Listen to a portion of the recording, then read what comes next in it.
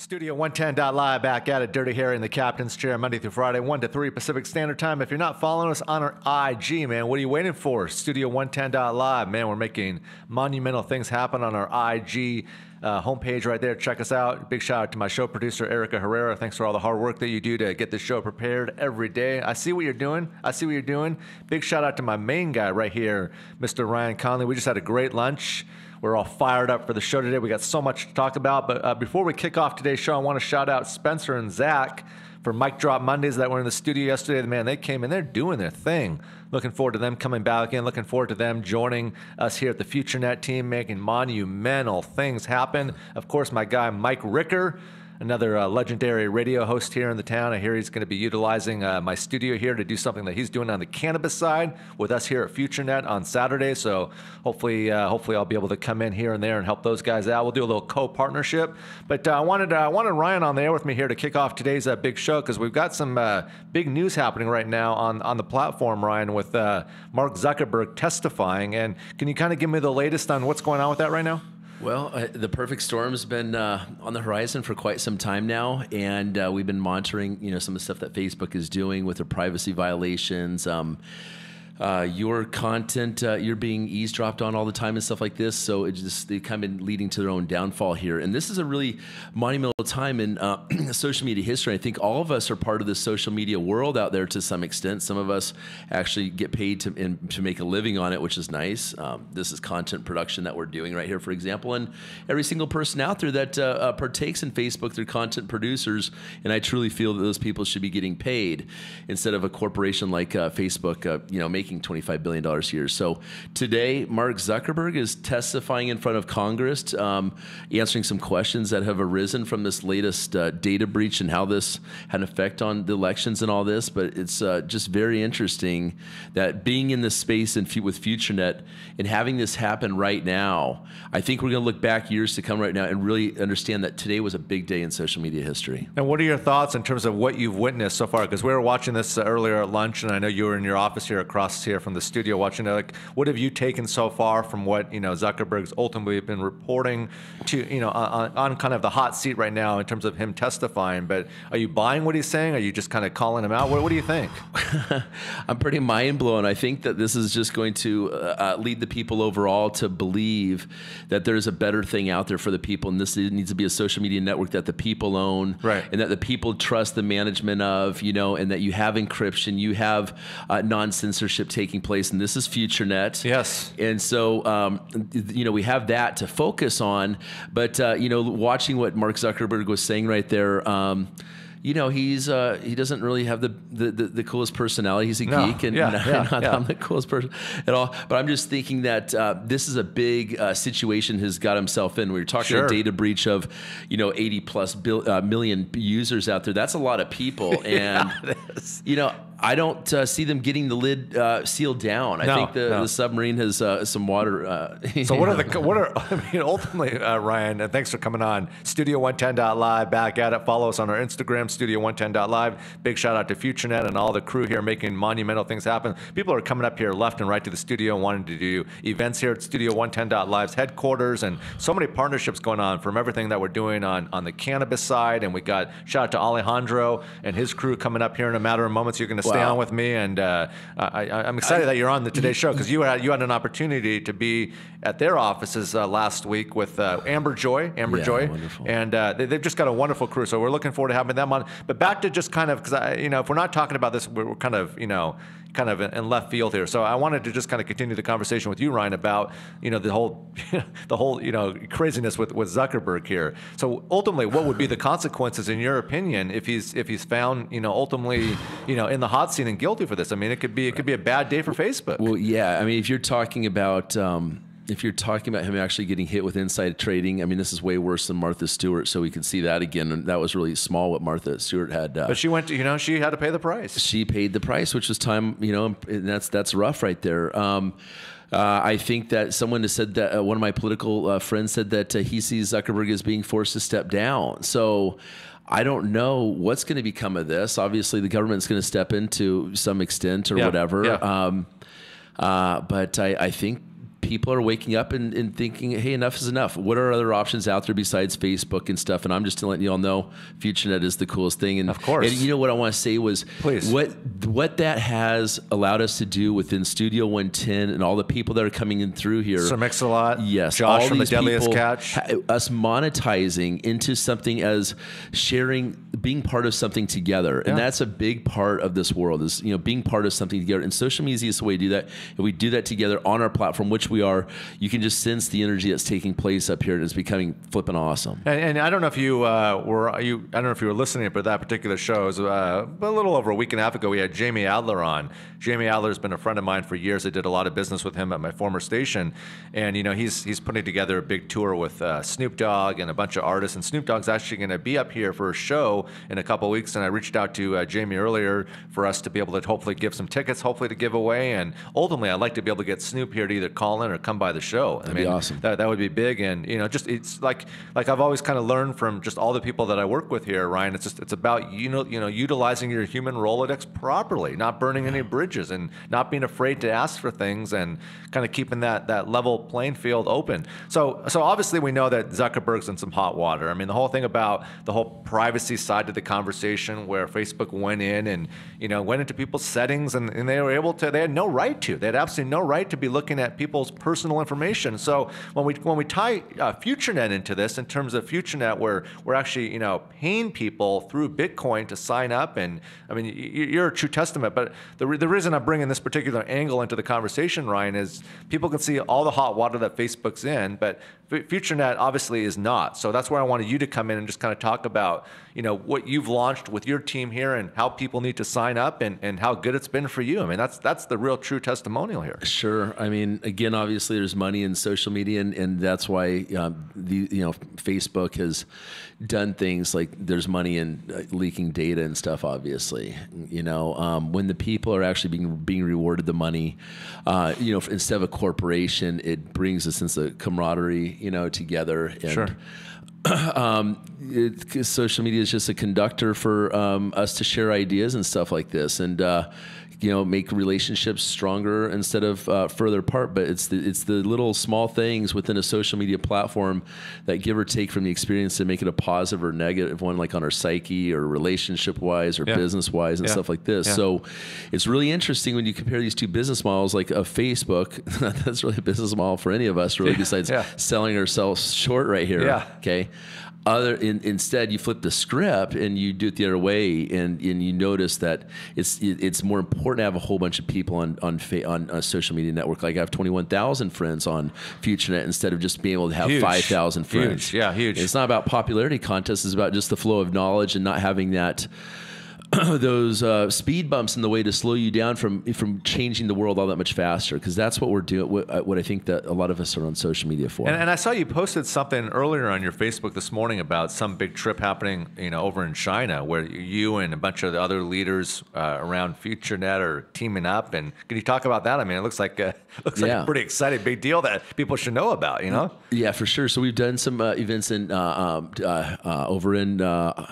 over in Poland before. We had like a 3,000 person event. That was the first big event that we had at FutureNet. And then we had about a 5,000 person event over in Macau, China. That was just back this last fall. And that was a wonderful experience. That's when we launched Futuro Coin. But what you can see is, with the company keeps growing and growing, and now we're at 2.5+ million users plus. Huge. That's a decent amount. So we can see this. Just imagine if you're packing a stadium, full, of 20,000 plus people, and all those 60,000 for some of these venues. Yeah. Right. Yeah. And just imagine every single one of them's on Facebook. So I mean, just imagine events that come down to really a tech company and the ability for every single person in that stadium to have their own blockchain business, basically, of being part of this social media network. Because I mean, if you're not part of it, you're really you're in left field. Like I've been reporting pretty much every day on the show. Like Mike Ricker, a good friend of mine, good friend of the show's. Like, he's a true testament. He sees the vision. He sees it. He's about it. Just the people that he relates relates to, the people that I relate to, and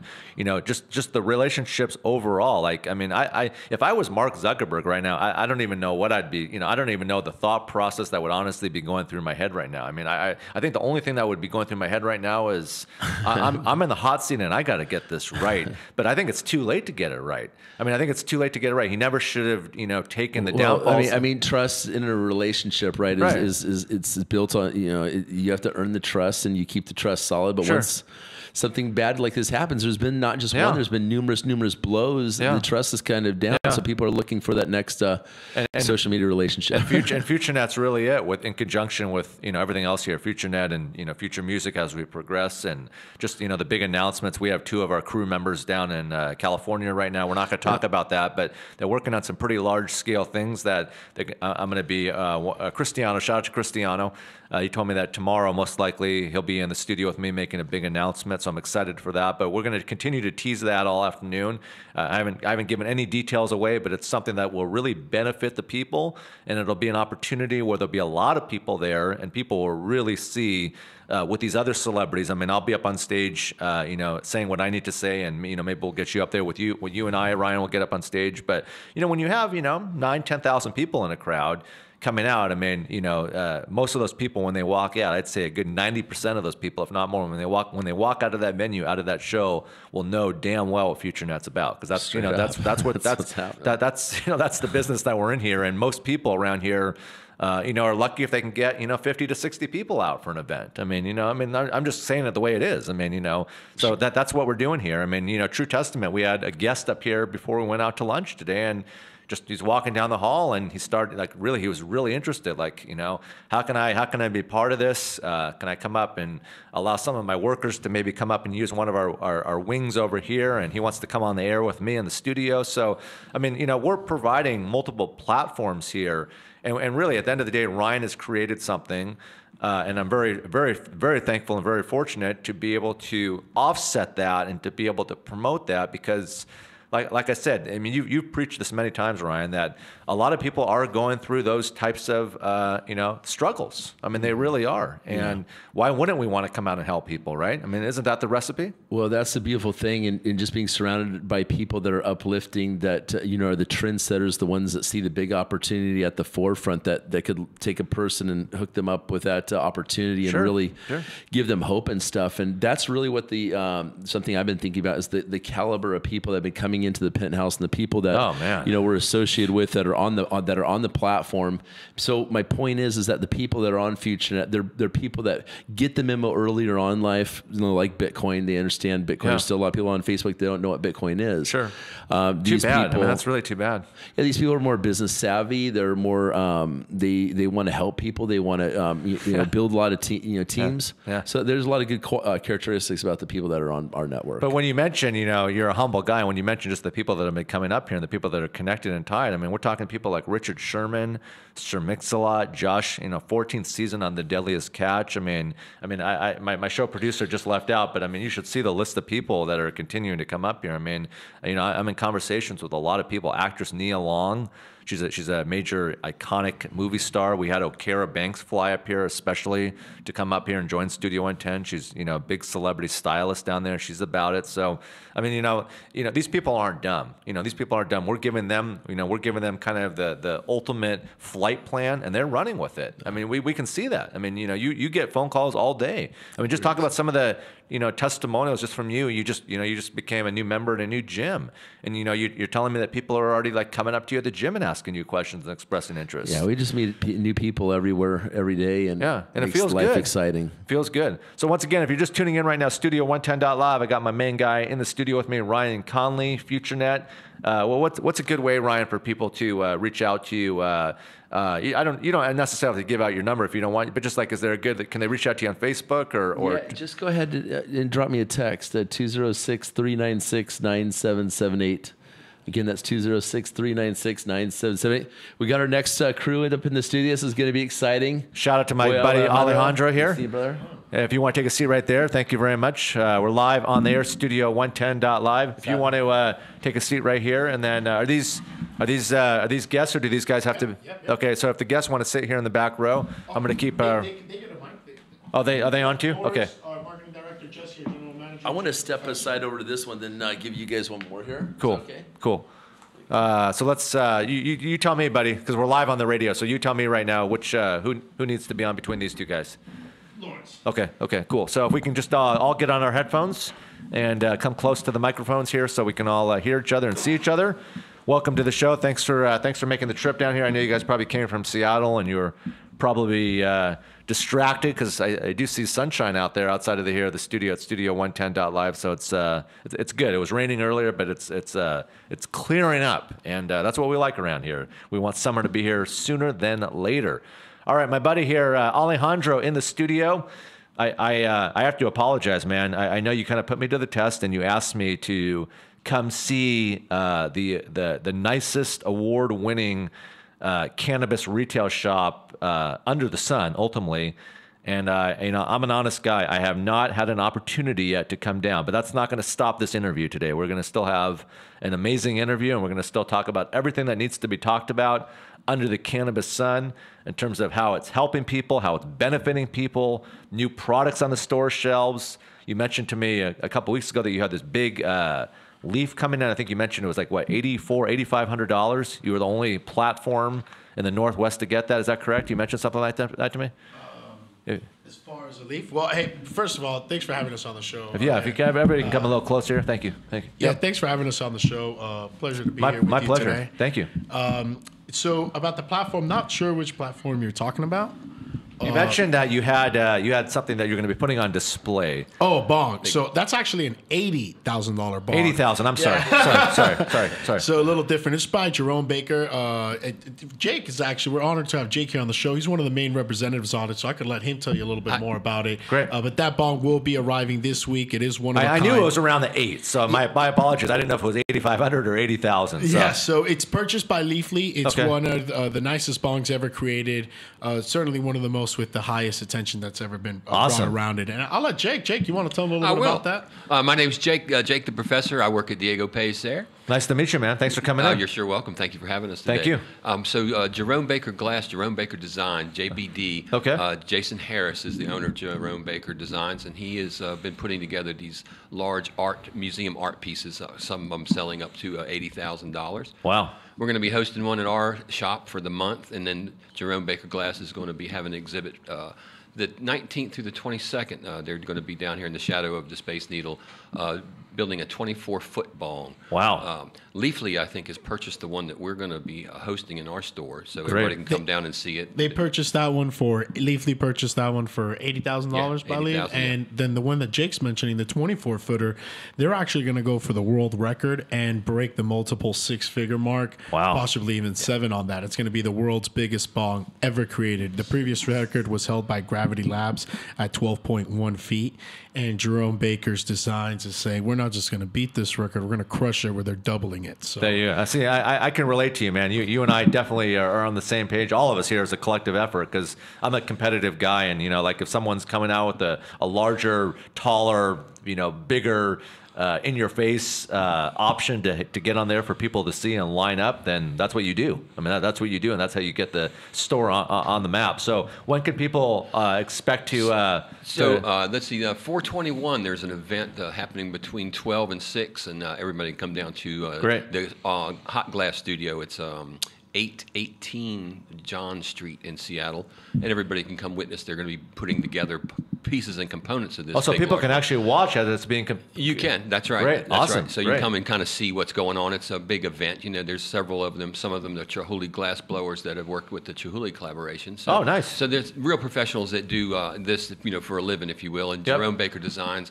they too, along with Weekend Unlimited, is the name of the sponsoring company that's going to be hosting this event. They have a tier 3, cannabis farm in Wenatchee, and they're sort of putting their stuff together to put product on the shelf here in the next 6 months or so when harvest time comes. And so Jerome Baker is part of that group. Awesome. Yeah. Well, one thing that's been really important here as I kicked off the new show is to really align everything going on, because you'd be foolish not to. You'd be an idiot to not be in touch with everything going on right now within the local cannabis scene. I mean, it's my buddy Mike Ricker, and I'm live on the air, so I don't want to get off the air, but I wanted to show Mike Ricker was up here yesterday, and he personally autographed this for me. I don't know. Yeah, Yep. The cameras can see this, but shout out to Mike Ricker. And I know at the end of the day, I know a lot of us, compete in the cannabis scene, but we all have to show love and we all have to show respect and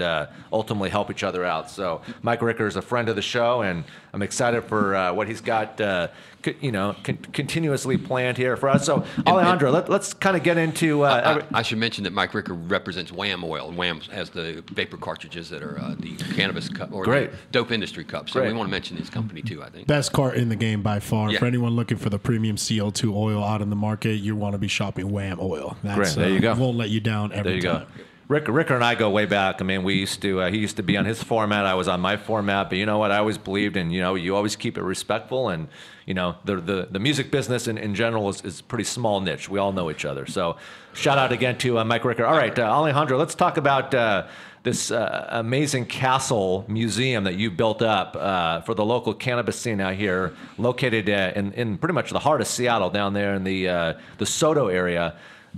Just walk me through right now for the listening audience, everybody that's watching and listening right now at Studio110.live, and I kind of want to kick it off by asking you, the overall look, because I've seen the pictures. I mean, I saw it on your business card. I went online. I did my homework. I mean, you got Spanish tile, you got the handmade casework, you got the hickory doors, you got the large chandeliers. I mean, it looks like a museum. I mean, you would think that if you were driving by, it looked like one of Bill Gates' private rooms at his mega mansion over there and down here in Bellevue where we broadcast. But how did you ultimately build up the creation to have the nicest cannabis retail store here in the Pacific Northwest? That's interesting. That's a good question. So to start off, because so many things were asked there, let me start off. For anyone looking for Diego Pace here, it's located at 2215 4th Avenue South, Seattle, Washington, 98314. It's right down the street from the Seahawks Stadium. And can you give that address again once more? Yeah, we'll give that address one more time. It's going to be 2215 4th Avenue South, Seattle, Washington, 98134. There you go. Thank you. Right down the street from the Seahawks Stadium. So if you see a Taco Bell, KFC, we are the store next to it. Can't miss us. Huge mural on the side. You totally love it. So what started with Diego was Diego. The opportunity for me to Diego, I was living in Miami, Florida. Was really young at the time. I was 21 years old. I knew I wanted to be in cannabis really bad, and just like I guess every millennial young person out there, they all want to get involved in something, but the difference between talking about it and really making that jump to it, it's a pretty big gap. And at that point in my life at 21, I was on my second successful business. I had previously sold off a therapy staffing agency where we staff physical and occupational therapists while I was a paramedic in the state of Florida. And that was kind of one of my first business ventures. Sold that off and went into the auto industry and focused on wholesale. And we just did just a lot of cars and a lot of wholesale through Manheim. And really, when I became old enough to be able to get in the industry, I just said, I really want to get up there. I got to get up there. I got to figure out a way. And I found an opportunity with Diego. So Diego had kind of laid the tracks of there's Diego Pellissier, we want to be high end, but the original people in it kind of didn't really follow through with what they were going to do. And the whole project just kind of died down. And it took a whole new set of people to come in and really pick it up. And I was one of those main people that came in and took the opportunity at Diego and kind of built it from the ground up. And that's what we have today here in the Washington state. There's another location in Colorado as well. And then some other locations that should be opening up in California with time to come. And what started was, coming from like a Latino family, they look at weed as a pretty bad thing at first. So when I told them about the idea, they were really against it. Everyone was like, "Oh, that's dumb. You don't want to do that. Sure, big drugs, this and that." And they couldn't see the vision I had. And I did what I was going to do anyways. And I made the jump, moved out here. And what really struck me about Diego was they wanted to do a high end vision, but just none of the platform was laid out. And it really gave me an opportunity to come and build something from scratch that I'd be proud to really put my name behind brand and go able to represent. And, it all started with that jump. And the goal was to be high end. The designer of the store was Peter Norris, one of my business partners in the project. And, he did an amazing job with the design. He really kept the heritage of the company, which is an old school Latin company. For those not familiar with Diego Pacier, he was appointed by the Spanish government in the late 1800s to be the governor of Cebu, Philippines, where he became the world's largest hemp grower at one point. So it really brings back the roots of cannabis with the brand, having done it, 2 centuries ago almost. And it's just truly amazing to be able to bring it all back today. So the idea was always high-end luxury, and we've definitely shaped the company from day one to where it is today. And our main focus, where we're at today with the brand, and when you'll see our new stores popping up and the way they're going to be designed and the feel of the store, it's going to be all consumer-based. What we've really come to learn in the industry is that it all comes down to the consumer. And if you're not providing what the consumer wants and focusing on customer care and making sure that anyone in the shop is having the best time at your shop, and that's the reason they're going to you. Sure. That's been our focus. That's been our shift in the market, and really just changing how we operate. Because, we were fairly new into the retail setting and business, and we kind of had to learn it from scratch and build this thing together. So it's just been a truly an amazing journey. A true blessing. I mean, ultimately a blessing. I mean, especially like you mentioned earlier, how your family when you went with your family ultimately to have the conversation of the vision and the illustration in your head in terms of what you wanted to build out. Look what you built out. And I'd be interested to just kind of be a wallflower, to be standing in the corner of the room, when you're with your family, to hear how that conversation is. I'll tell you how it went. It was actually Thanksgiving dinner. And I told everyone, I'm going to sell my dealership, and I'm going to go to Seattle and get in the cannabis industry. And my mom stood up from dinner, walked off, didn't talk to me the rest of the night. She said it was the dumbest thing ever. My grandma, she was like, what's happening? What do you say in Spanish? So, she's freaking out. What do you say? Drugs? Yeah. So they just didn't get it. Where they're at today, obviously they're super proud and amazed. I hope they are. And they've transitioned now that they understand about the product. See, there's a misconception about cannabis. People really don't understand it, and they just they've had these traditional lies that have been passed down generation to generation, and that's what people refer to. But they're really missed. What's the word? They're not properly educated on it. So miseducated.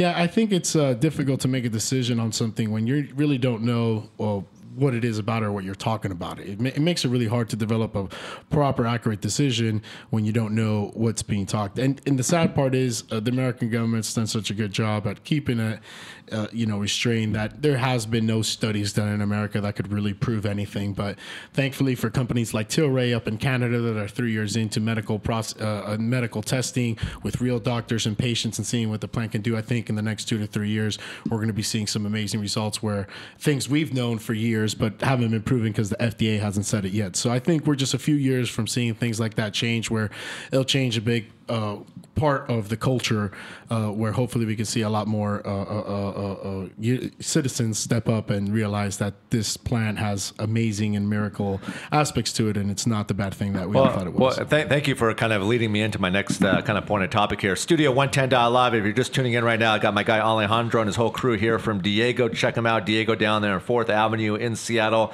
Got Alejandro's crew here in the studio with me today. So speaking of just kind of the true core testimonials, Alejandro, that you just spoke about, Mike Ricker was in Ryan's office, Ryan Conley's office here across the hall from the studio, and he mentioned, I can't say for sure if it was something that he was experiencing or if it was a testimony that he heard about a patient having some sort of condition on their skin. And he walked me through the whole process, where it was a 6-step application in terms of where the oils were so powerful. And by using the oils, this patient ultimately didn't have to go to the doctor. And if I understand all the information correctly, it evaporated. I mean, it just kind of went away on its own. So I mean, when you hear about people that are really suffering, that are in a lot of pain, I think like you mentioned earlier, it's like people get the misconception of cannabis in terms of like, it's a feel good. They want to just, they want to get high, they want to feel bad. But let's really talk about the people though that are actually really in pain. that they need this type of process to be able to put their bodies through to be able to relieve the pain ultimately. So to be able to understand that, those are two consumer bases. So when you're looking at your market data and you're trying to identify who those consumers are, you have your medical side, you have your recreational user. Just because how many people are in America, obviously the recreational side is going to be more people. There's more people that just want to use it to get high, watch Netflix, and they don't really, they don't need it for a medical benefit, sure. right? But then you do have this medical community where this plant does help those medical patients. Yeah. And it is something that, I mean, just for those of you listening that you guys may not know about the plant could probably take 85 to 90% of pharmaceutical drugs that are available now off the shelf. And it's not taking it off the shelf. It's that once you start using cannabis for those reasons, you'd no longer want to use those prescription pills that cause all these side effects, including death. And most of them, there's never been a recorded death from cannabis ever. It's physically impossible to overdose on cannabis. It would take more weight of actual cannabis, pure 100% concentrated oil, more weight than you actually weigh yourself ingested in the body for you to overdose. Meaning you would overdose from an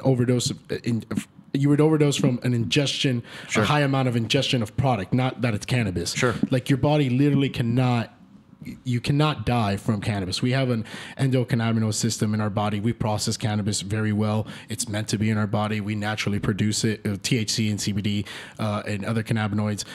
So it's not like alcohol that you could die from because it's a poison. Alcohol is a poison. Yeah, alcohol poisoning, sure. Yeah. Cannabis isn't the same. So there's just a big misconception on there. And I think there's a lot of people talking about right now, is there a medical use for it or not? Or is this all recreational? I think, you got to be able to talk in a broad spectrum, be able to say, yeah, there's definitely a recreational side about it, no doubt. But there's definitely a huge medical side of it. And I think some of those people are kind of even being pushed away now in the industry.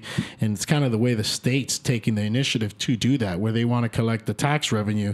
So they're trying to, I wouldn't say they're trying. I would say they are killing the medical side of it. And a lot of people then look back at stores and say, well, the stores are killing the medical side. It's like, no, trust me, the stores want to do as much as we can, but we're very limited. We have more regulations in this industry than any other. And just to compare it in business to business, where very few companies would be above us on how much regulation they have, one of those being a nuclear power plant. I mean, we're almost that close at how many regulations we need to be by. I mean, we have in our store, we have a position just for a compliance officer, just to be looking at what are we doing wrong and make sure it's changed quickly or not do anything wrong. Sure. Because this state, there is no warnings, and they don't kind of tell you if you're doing right or wrong.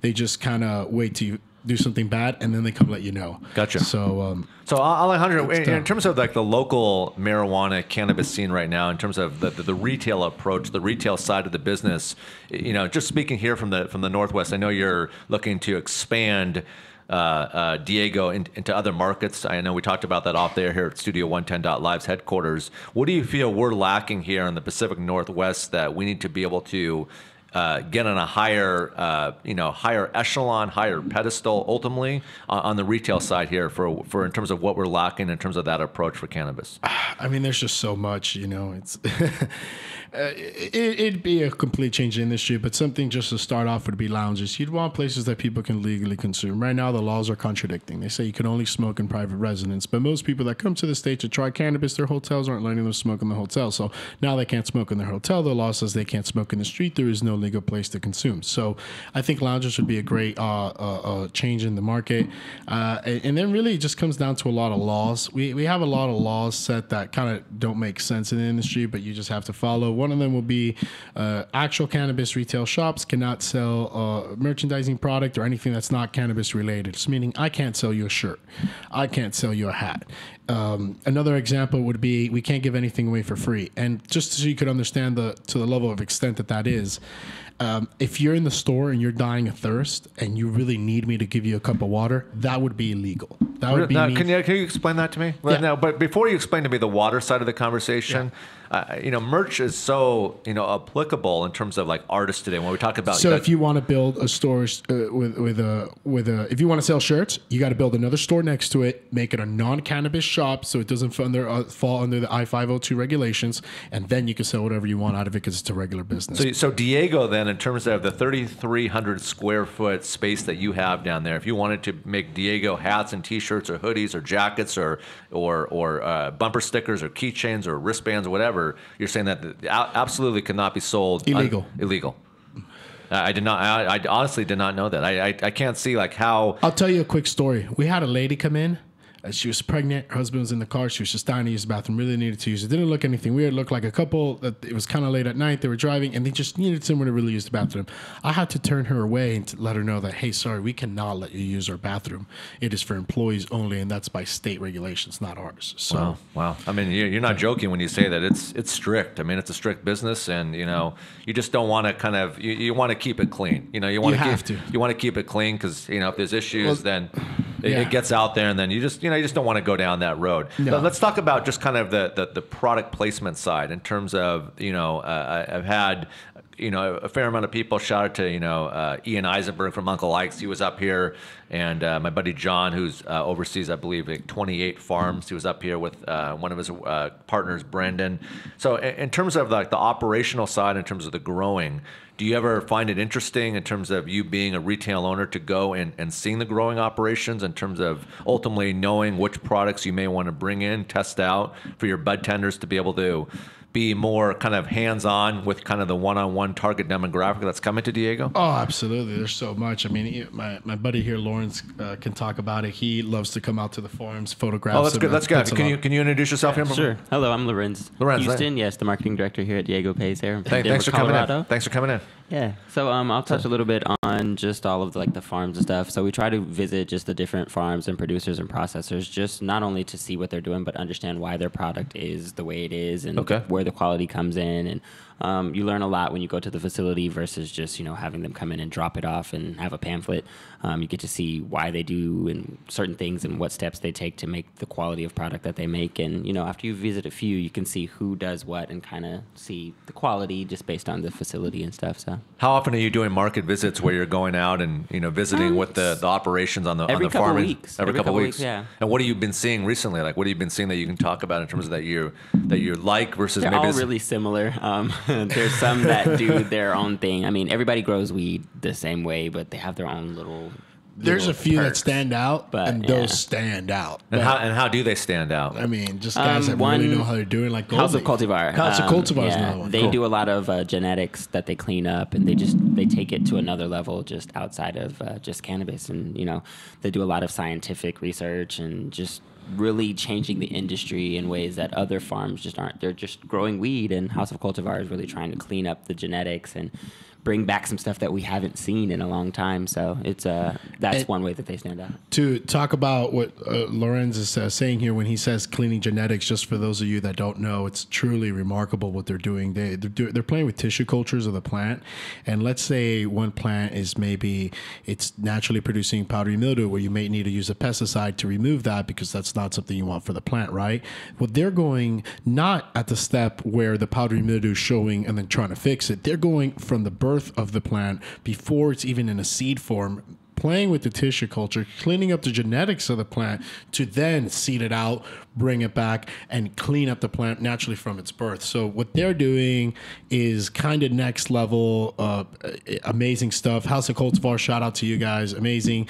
Their facilities down in Soto, Seattle, so local Seattle grow, as closest to organic as you can get, probably past it in my opinion, but in this state we can't use the word organic. So we got to you got to get through the red tape. You can't even use the word organic. Can't even use the word organic. You can't sell a wristband. You can't allow someone to get a cup of water.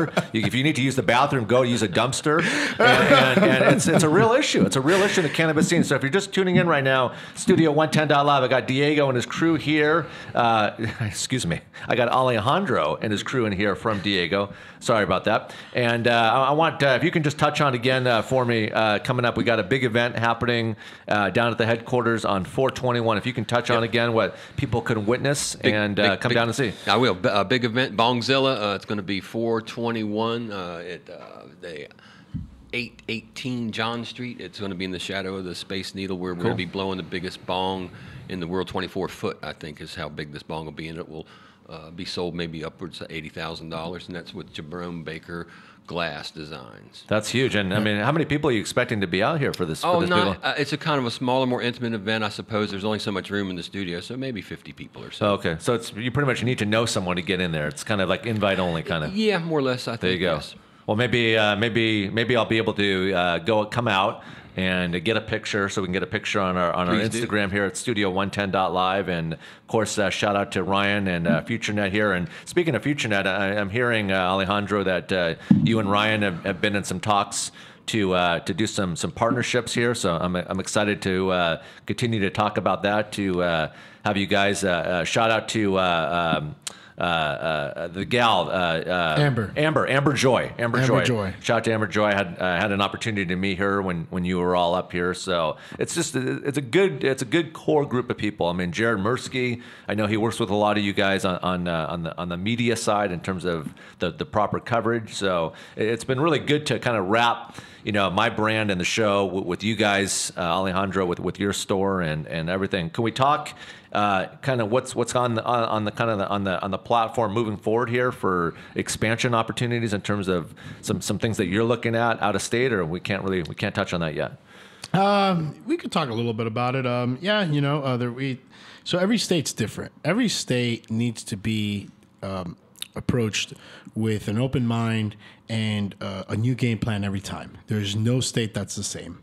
So each state takes a full new game plan, a full new set of SOPs, new laws, new regulations, and you got to be up to date. That's really what it comes down to. So in California, we're making progress. We're setting up with strategic partners to either license our brand or open up stores within.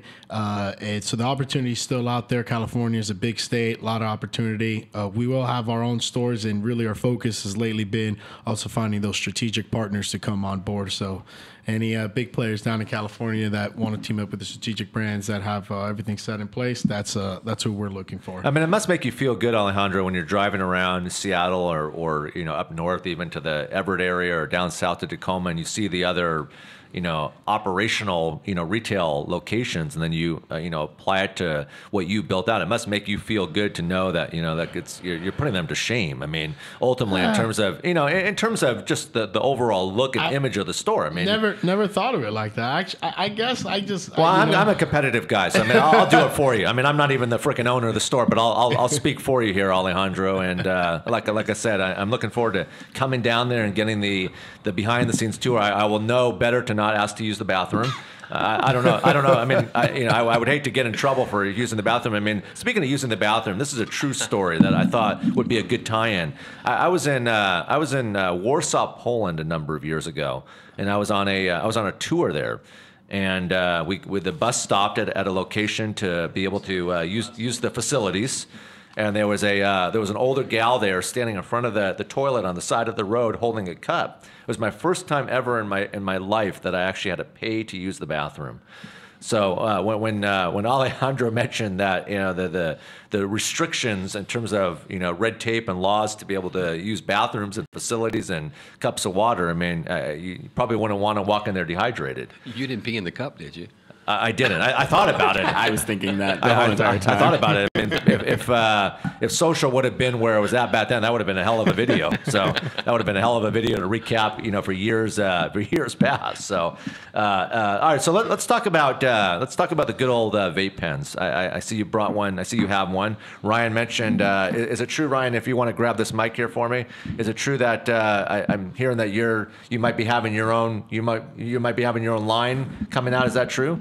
Yeah, we got a little something in the pipeline. Cool. So we'll talk about that more in the works. But in terms of the overall product, when people come into your store, Alejandro, when they come into your store, Alejandro, and are you seeing an uprise, or how would you classify or be able to kind of give the proper condition in terms of the overall business, the structure of the business, in terms of the overall sales of the vape pens in conjunction or in relation to the actual coming in and buying, the So kind of like sales, 60% flour, 30% concentrates, 10% oil.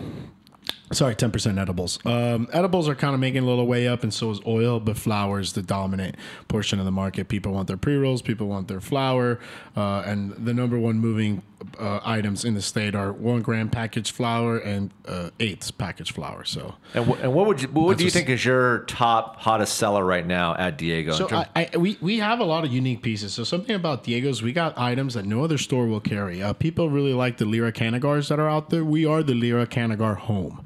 We never run out. We always have Canagars on stock, and the few times that we do run out, we'll be probably restocking that Monday coming up. Next. So we are home to the Lyra Canagar, the Canarillo, the Corona, and then we have the Ambassador, which was a $3,600 cigar version of it, very, very high end. We actually have a new one getting released in May that we're going to be doing a special event for.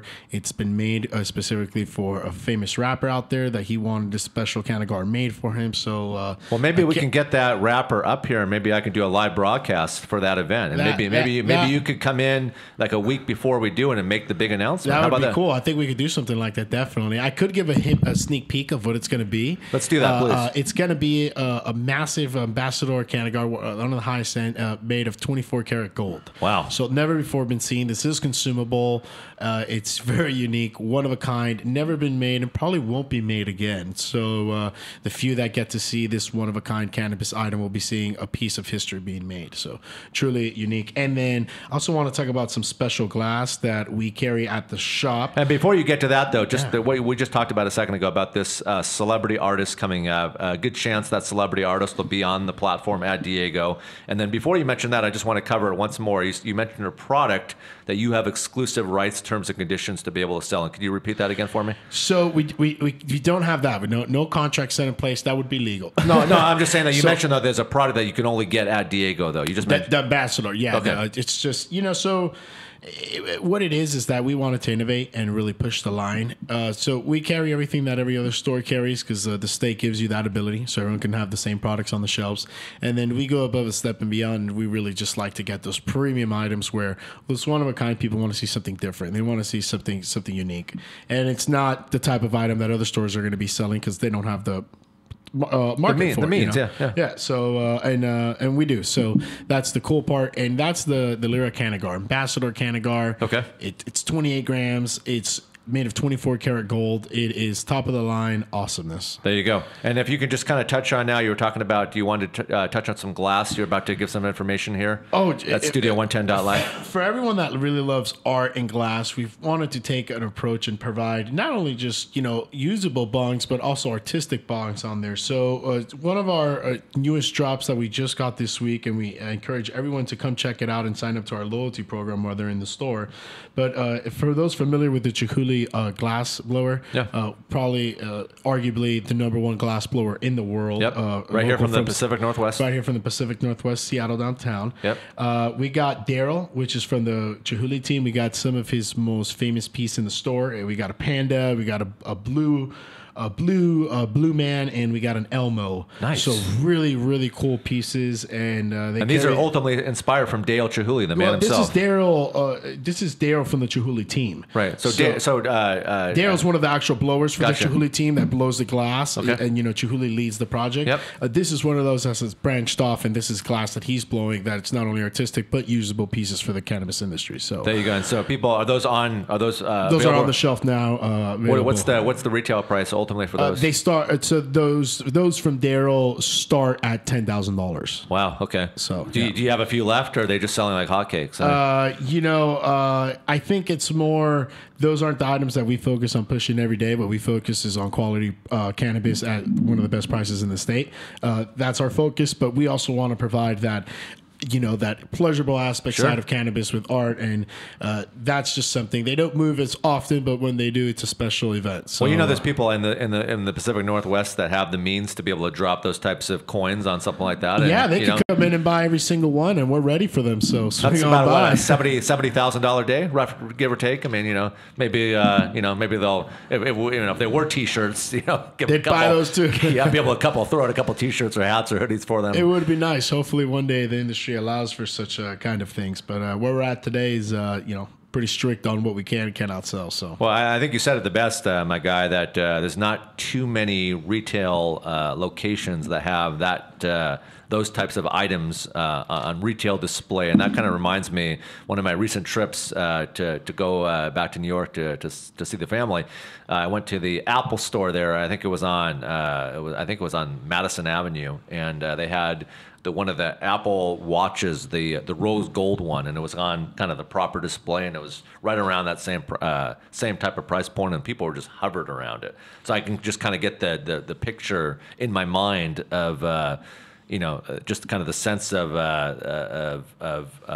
willingness and courage, and even if you can't afford to buy it, just to be able to get, I'm sure people can touch it, and I'm sure there's security around there too, so you're probably not going to walk too far away from it if you wanted just to be able to get a picture with the thing, right? I mean, $10,000. You'll be able to get a picture and see it. Definitely no touching, kind of situation. It is protected in a glass encounter. Yeah. And once you come in, we'll definitely make sure to show you those pieces. Truly unique, very, very outstanding. And some of the glass blowers that we got that are pretty well recognized, actually very well recognized in the glass and art world, is the Dante team. And we got Mikey and Yonish from the Dante team that Great. do some special pieces that are up available for display at Diego. So if for those that just like art, they don't even need to join or anything, but they just like art and want to see great glass, come check it out. It's truly a unique piece. I could really upsell it, but why do that when the whole thing is a visual aspect? So come to the store, check it out. I think you'll really enjoy it. And if you don't, well, we got weed, and everyone loves weed. So there you go. Should work out. We have the big 8-footer that's coming in too. So we forgot to say that. Yes, so the 8-footer. I think we touched on that at the beginning. Then we went from the 8-footer to the 24-footer. So I was waiting to see what the 48-footer was going to be like. But let's talk about the 8-footer here. So this week we're bringing in one of the. Talk a little closer to the mic there. This week we're bringing in one of the Jerome Baker glass pieces. It's an 8-foot bong that they're bringing in. I call it Big Green. So this thing is one of the pieces that was made in Las Vegas that's been brought up. This is the piece that Leafly has purchased. Wow. So it's a pretty grand thing. It's a decorative art piece that we'll all be standing around taking pictures with that one. So we encourage everyone to come to 2215 4th Avenue South, Diego Pace there, to take a picture with the Big Green Bong. And what did they purchase that bad boy for? $80,000.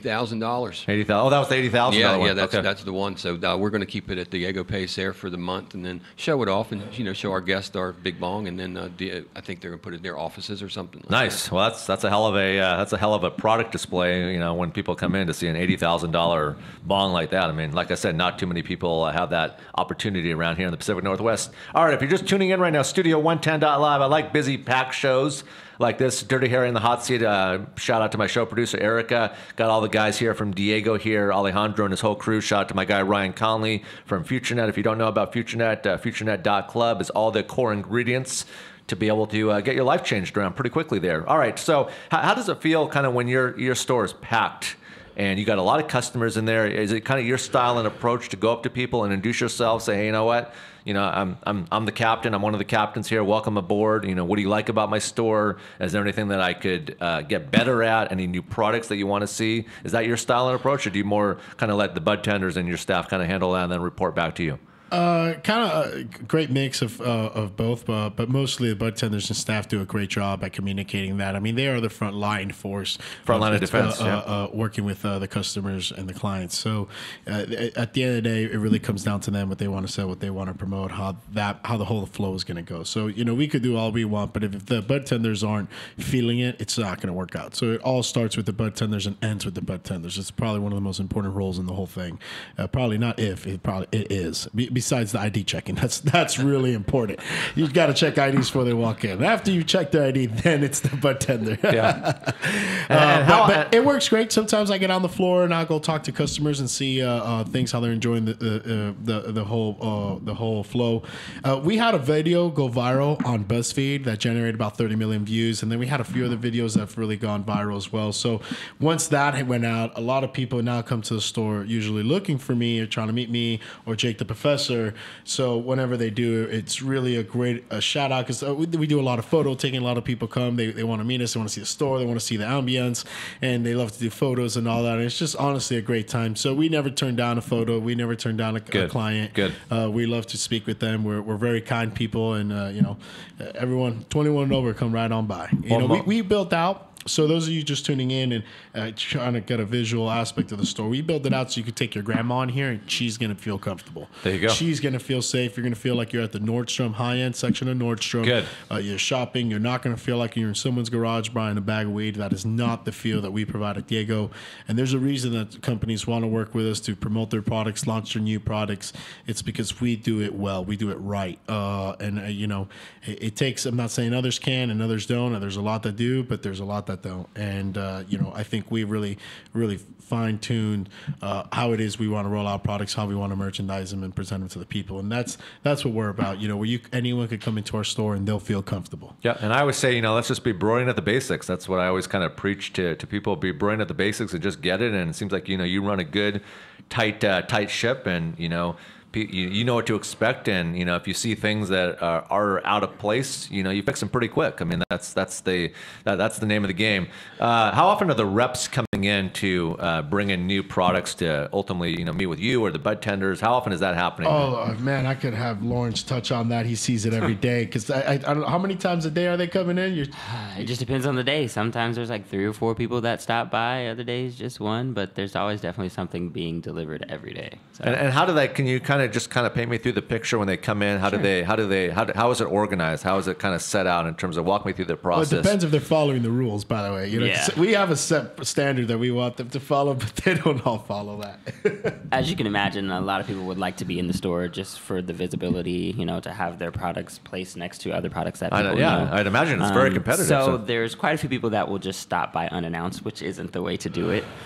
We have a purchasing manager. His name is Mike. He typically just either receives a phone call or an email, and they coordinate with him to bring in samples if they're going to bring in samples, or to do a drop off. So that's the way to actually do it, is to contact Mike and go through him, and he'll set up a time and Yeah, it's probably better to actually make an appointment than just showing up. And, you might be at lunch and you might be talking to someone and might not want to meet with a rep. Yeah. And this goes for other stores too, right? I can't talk about other stores. I've worked at other stores. It's all about Diego today. We're just talking about hopefully Diego. So we're in the business of talking about Diego today at Studio 110.live, my brand new show here, FutureNet, Ryan Conley.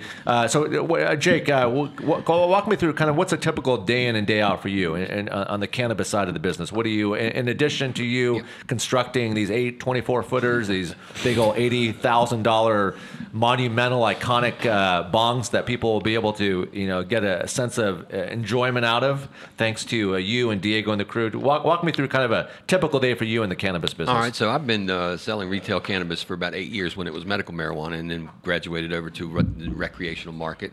So a customer would come in, I'm usually at the door greeting folks. I usually walk the floor and sort of can spot out newbies, people that haven't been visited before. I want to make sure their experience is something that they expected and something that we want to fulfill.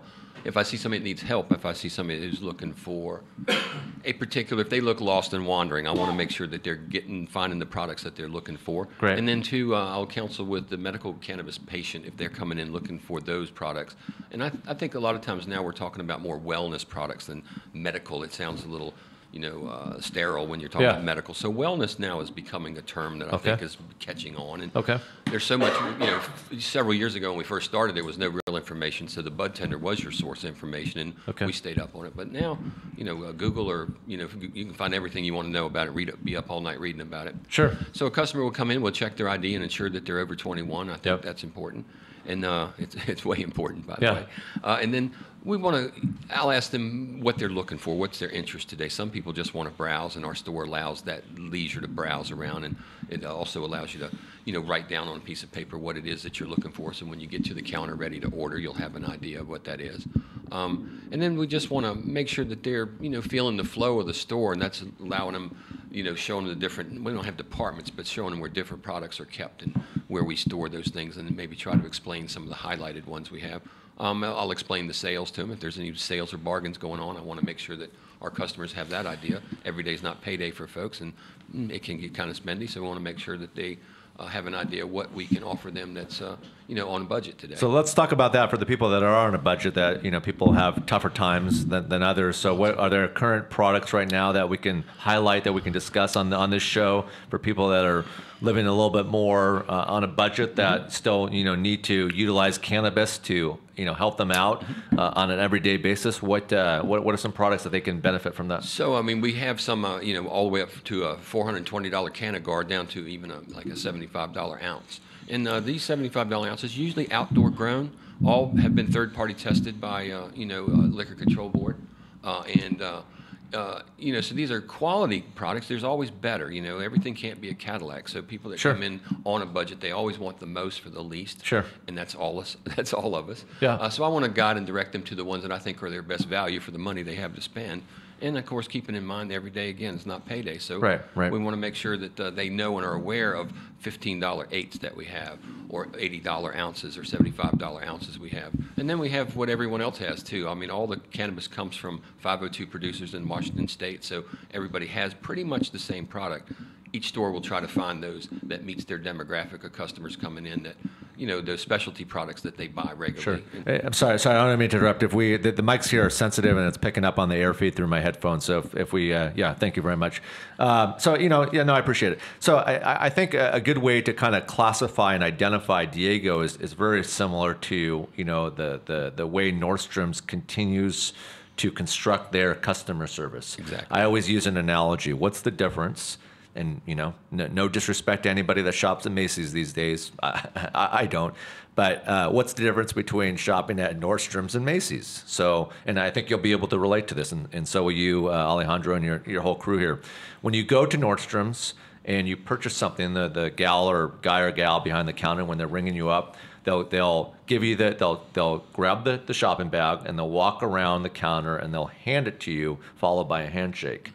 Most of the time, and it's sad that they're still doing this, but when you go to Macy's now, they'll actually give you the bag over the counter.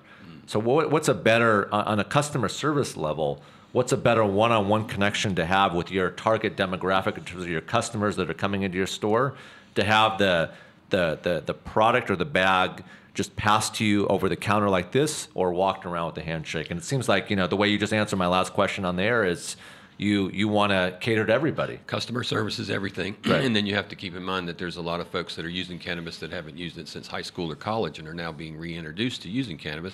And their experience that they're expecting is much different than that younger person who's been used to getting pot from Slim Shady in the parking lot. Yeah, So it's changed a lot. Well, it has. And so you want to make sure that these people are having a normal shopping experience, and this is the paradigm that we're trying to bring to the cannabis market, is normalcy. Yeah. And I think at Diego Pace here, we kind of captured that. Yep. All stores have a different feel, and trendy, some urban. Ours is, again, Alejandro touched on, this is a store you would bring your mother if she was or your grandmother. Visiting from out of town. You Yeah. want to bring it to a nice, well-lit environment where respectable people are around, not a bunch of kids with their hats turned on backwards. Right. Nothing wrong with that. Nothing wrong with that. It's not our store, so Yeah. we offer a different experience. Yep. And in addition to kind of what Jake the Professor just said, Alejandro, what are you excited about? I mean, I know you've got a big event coming up on 4/21, but in addition to the events and in addition to these big expensive bongs and elaborate things, what are you excited about coming up on the forefront here for Diego? Just everything's exciting. We definitely have some expansion plans in the pipeline. Yeah, we talked about those. Those Yeah. roll out. Yeah.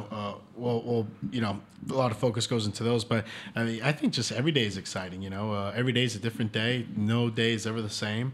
It's the same flow and thing that you're doing, but the people are all new faces every day, and it's just it's kind of awesome. It's great. I mean, it must be a great feeling, like I said too, and this is kind of something that's important to me because I have friends that are going through multiple different levels of issues on the health side, and just on some friends, just have issues where they really rely on cannabis to get them through the day. I mean, and I see it, and I see it when.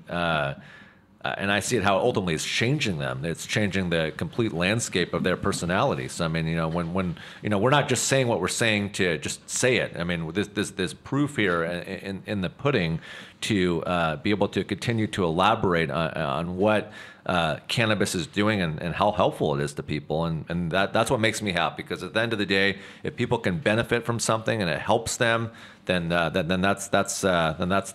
what it's about. So it's great to have you guys in. Jake, I'll start off with you. If there's if there's any shout outs you would like to give to any family members, anybody listening, please feel free to do so. Well, I'll give all one, and it might be self-serving, but I'll be hosting a live stream podcast of Renegade Radio on Thursday at 4:30. Renegade Radio, www.renegade Radio. And Jake the Professor will be talking much like the conversation we had here today, just kind of going on the industry and what's trending as far as the lifestyle of the cannabis user. And that would be what I'm going to be doing with Renegade Radio on Thursday at 4:30. Well, if I can ever help, if you ever want to attach Renegade Radio, I'm all about giving back. I'm all about if I can ever help with my brand or my platform or my show here, feel free to call, and thank you very much. And I would come on and do whatever I could do to help you out, and vice versa. That's the type of way that I like to handle my pleasure. That's the way I like to handle my day-to-day business affairs. Alejandro, any shout outs you want to give to anybody? If I were you, I'd be kicking off with, I want to shout out my family, just in sense of the story that you talked about, how they just, they kind of turned on you a little bit, where they just didn't disagree with the fundamental thought process, and then look how you just completely did a 360 on their butts. Well, 180, because if you do a 360, you start where you finished. So you finish where you well, started. I mean, the 360. I still classify it as a 360 though, because you know what, you started there, but you're back there. Because you did full circle. I get it. It's a 360 because you're back to where it ultimately started, but the way it started, people's faces looked a certain way, and then when you did that 360, it makes perfect sense. Now their faces have changed. True, very true. Very true. So yeah, definitely shout out to my family there. Without my mom, I wouldn't be here, right? I would never come to Earth. So she's really, the one that starts it all for anyone in this world. It always comes back to our mothers because they're the ones that put us on this planet. So sure. Shout out to my mom back home in Miami, and really shout out to my team. My team's kind of what pulls it together. Without a team, you really just can't get nowhere, right? We have these championship teams. We all watch sports, and what is it about these championship teams that they're winning and they're winning the championship? It's the team. It's the team effort. You've never had a championship by one man alone, right? Yep. Even though LeBron gets pretty far, he's pretty badass. But he relies on his teammates. He relies on his teammates. You can't do it on your own. You can't do it on your own. I could definitely. I need my show producer Erica here for all the hard work that she's doing to look at all the hard work that she prepared. I mean, at night, a lot of people are going to nothing wrong with going to bars or nothing wrong with enjoying your nightlife. But ladies and gentlemen, if you can see the cameras here, this is the work that's being put in. This is my homework every night that I continue to do. So it's like a doctor. You got to know about your patients. You got to do the show prep. Show prep equals good good standings and good ratings in the radio business. So I get it. Yeah, no, that's it. And I'm looking forward to continuing to partner. I mean, Ryan continues to tell me good things here on the FutureNet side with Diego, and definitely with this appearance and this show coming up with this celebrity coming in. I think let's see if we can do a live broadcast. See if we can get the show out there live, and I'll broadcast from there if we can, and get you back in here to continue to make. Let's use this.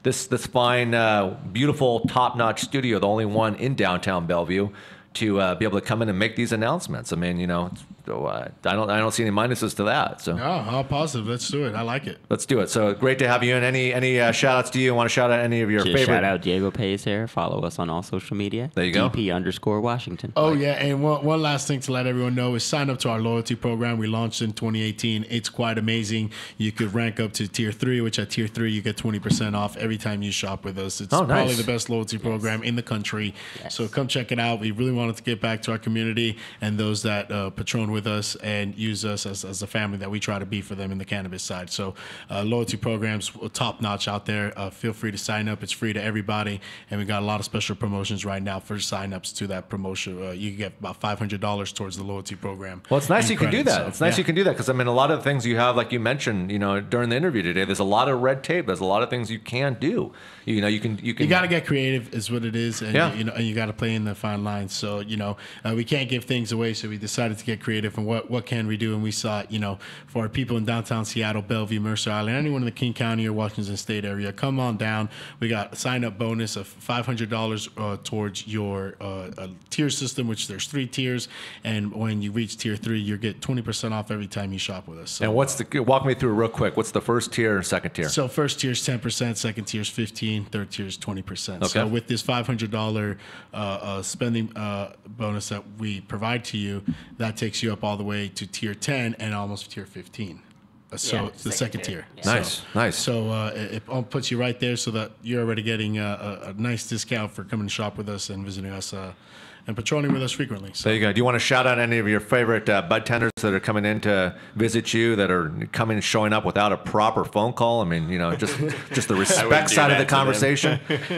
So We'll keep that under wraps. we'll keep that under wraps. So. We'll keep them. Well, hopefully they'll do better. Yeah. Just visit Mike and then set up an appointment. And you know what? I don't like to ever leave anybody out. If your gentleman here can get on one of my microphones right here and just say hello, I would hate to leave someone out of the party. So, what is your name, real quick? I'm Jesse. I'm actually the GM of the store. You're the GM of the store. Okay, so you're one of those guys. You're sitting in the back. You kind of take the similar approach that I do. When I go out to a club or a function or a party, I like to kind of stand in the back and witness and just kind of take it in. So it's nice that the GM is getting a chance to say hello. So you can relate to, I'm sure, a lot of the things that we talked about this hour. And you're probably one person that we would want to speak to here at Studio 110.live's headquarters to continue to do more partnerships with everything that we're doing, obviously with FutureNet and all the big events that we're doing here. But it would be great to align my brand with the crew here and be able to do a lot more things together, because I think the where we kind of look at the big polarizing picture outside, it's a pretty bright future. I mean, if you're not on it, you probably should be on it pretty quick. So No, I'm always down to come in, meet up, talk anytime. I just do me. I'm the glue that holds that store together, if you will. Yes. well, it looks like you're holding a pretty nice museum in place. The nicest wine probably under the sun. So. Takes a lot of work, but I appreciate it. Yeah, no problem. Well, I'm glad that any shout outs you want to give to anybody? Hi, Mom. There you go. Hi, Mom. And I also want to just throw a shout out to you, Alejandro, and your team, and just just talking about how we've known each other now for a few weeks, going on a month now. I've got a chance to know Alejandro and just and watching also the cannabis industry, learning from the best, the local people and stuff, and just say thank you to all the people that you've introduced us to, the people that we're connecting with on FutureNet, Amber Joy and everybody. Yeah. So yeah, just no a lot of doubt. fun Shout out things. to everyone involved with that, and it's a great opportunity, and I can't wait to see how far we can take it. So that's I'm just kind of one of those people that when the project's laid down, it's let's get to work and let's boom boom boom till we get it done, and that's it. I'm just excited, There you go. Well, like I said, I want to thank you guys again for coming into the big show this afternoon, Studio 110.live. Let's make it more of a routine to get you guys in here. I think there's always plenty of things that we can talk about. Especially with you, Jake the Professor, someone with your knowledge base and your brain power, and how that translates to everything going on in the cannabis scene. So let's continue to make this your home away from home, and continue to get what needs to be promoted out there. So All right, let's do. Thank you. Yeah, for sure. Thanks for coming in. I want to welcome in. I'm going to have him actually sit right here where you're sitting. My next in studio guest here. We're going to kind of translate now from the cannabis side of the conversation. Now we're going to switch into the automotive side of the business, because obviously cars and automotive affect a lot of people. There's still a lot of people that are driving, that are doing their daily commutes to and from work. And there's a lot of people that are having issues with their. Thank you very much. Thank you. There's a lot of people that are having issues with their cars, and I figured, I'm someone I like to help the people. I like to help the people, and I like to be able to have people have questions answered from a professional like my friend Brendan. Brendan and I have been friends for a number of years, and we've always kept in contact. He's always been a loyal friend, and I said, you know what? This show is about music. This show is about fashion, pop culture, nightlife, automotive. I mean, I had my friend Brad Brotherton, who owns Brotherton Cadillac. Justin was up here from Larson, Dodge, Chrysler, Jeep, and Puyallup. So I figured, you know what? Everything that we're doing kind of on the automotive side of the business, I said, let's kind of get on the tech side, because it is Tech Tuesday. So the way I've kind of developed my show here, if you want to come close to the mic and just kind of pull the mic, there you go, close to you, so everybody can see you here on the cameras and hear you. Welcome to the show, Brendan. Thanks for making the trip over here. I'm sure it wasn't easy to have your crew stand back and do what they do the best, and allow the captain to get out of the stable here for a minute and come and talk to me on the radio. So appreciate it. It's really easy when you work with really good guys. Yep. That's the life saving that I have on my end. Yep. And so let's kind of kick this off. Studio 110.live. I got my buddy Brandon here in the studio from Chuck's. Chuck's is up there in Shoreline, a very very reliable, respectful shop. I mean, everybody's probably had instances in their lifetimes where they've gone to shops and, hasn't been the best experience. But, I've, just throughout our relationship, I've come up to your shop and I've watched you and, from your last shop to where your shop right now is, you've built up that traction, you built up that following, your customer base continues to follow you in that proper pattern because they know they know how honest you are. They know how direct you are. They know that if there's an issue with the car, you're going to tell them. You're not going to put a lot of pressure on them. And then if it needs to be fixed, it needs to be fixed. Unlike some shops out there, they'll choose things that aren't even really wrong with the car. And, there's an issue with that. And I know that affects you too, just from being in the business and you hear about these types of issues. All day long. The biggest thing is... If you can talk a little closer to the mic, thanks. The biggest thing is just being straightforward and honest. Yeah. I wish this reputation of the automotive industry was a positive reputation instead of being the negative one it is from the negativity that you get, but you never hear about the positive. Yeah. So let's kind of kick it off. Let's talk about it. What are you seeing in terms of vehicles that have been coming in, or in terms of kind of where the automotive industry is right now, Brendan, in terms of some of the newer vehicles that they may not necessarily want to go to outlets like a dealership because the dealership will charge them a lot more. They might want to come to a store like yours, like a Chuck's, to be able to have work done for whatever it is. But what are you seeing right now? What are you kind of seeing that's been kind of something that we need to talk about and have the kind of the proper platform and proper interface on the show to discuss today? I would probably say basic maintenance and how it's changed. Okay. Since we're staying on the technology front here. Okay. We used to introduce computers into cars back in the early to mid 80s. Uh-huh. Now there's up to 10 different computers in every single car that monitor different things. Wow. Well, that in tune goes along with transmissions. Back in the 50s, they used to use whale blubber as transmission fluid, which Wow. not a lot of people are familiar with. I'm not. So what's that? What was that? It's literally whale blubber. Wow. And they quit using it once you couldn't kill Wow. whales anymore, thank God, Yeah. for the environment and nature. Sure. But if you have grandparents or parents that back in the old days didn't believe in servicing transmission, that's where that thought process came from, because whale blubber didn't break down like modern day fluids do. Wow. So you had a gap for 10, 20 years where nobody maintained their transmission, and then people were all of a sudden spending $2,000 to $5,000 to fix a transmission because of technology advances. Sure. That I would say goes into brake fluid. Yeah. 15 years ago, no manufacturer recommended flushing out your brake fluid. Yeah. Chuck's has been recommending it, possibly because we've been in this Pacific Northwest climate with a lot of moisture. Sure. Because we saw the moisture in the fluid. Right. And we realized it saved our customers $400 or $500 on salvaging calipers and not doing unneeded repairs if you just did the basic maintenance. Sure. Any current promotions or incentives for people to come in and see you at Chuck's right now that you're offering that the competition really isn't offering? Because I know you care about your customers. It all starts with great customer service and great communication. Uh-huh. We send out monthly coupons. We do email reminders. We have a great system that does all of that for us. Great. What's a typical oil change running these days on just your standard car? We have standard coupons out right now for $19.95. Wow. It's because if you go to a dealership, that's probably $40-$45 easy, right? I would figure right in that ballpark. Yeah. And how do you kind of man your day to day? You've got multiple things that you're kind of having to oversee and make sure that things are in line from the customer service standpoint to making sure the techs are doing what they need to be doing. And there's a lot to it. So can you kind of walk me through kind of your typical pattern of a typical day for you in terms of when you get in and in terms of until you kind of close the shop down? I think I'm a little bit different than most, as you know. It's all about communication with the customer and meeting their needs. Right. That determines your day. Yep. And if we're doing basic maintenance, if we're doing a major repair, it all is determined based on what the customer's needs are. Yep. At that point, we're still going to go through and do the proper job and inspect it and let them know if there's anything else that they don't know about. Because let's be honest, we're the professionals. That's what we have to do. Exactly. But I also feel that being the professional, you should be doing that as well. Right. You've got to pay it forward and make sure the customer that's not familiar with what's going on is familiar with what's going on. Yeah. What would you say are some things right now that you see that are frustrating you within the automotive industry in terms of, older cars or newer cars or improper maintenance or just technology, how it's improving? Or what are some things that frustrate you that you feel like need to be changed? I can tell you power steering fluid, like we were just talking brake fluid, is going to be coming up. Okay.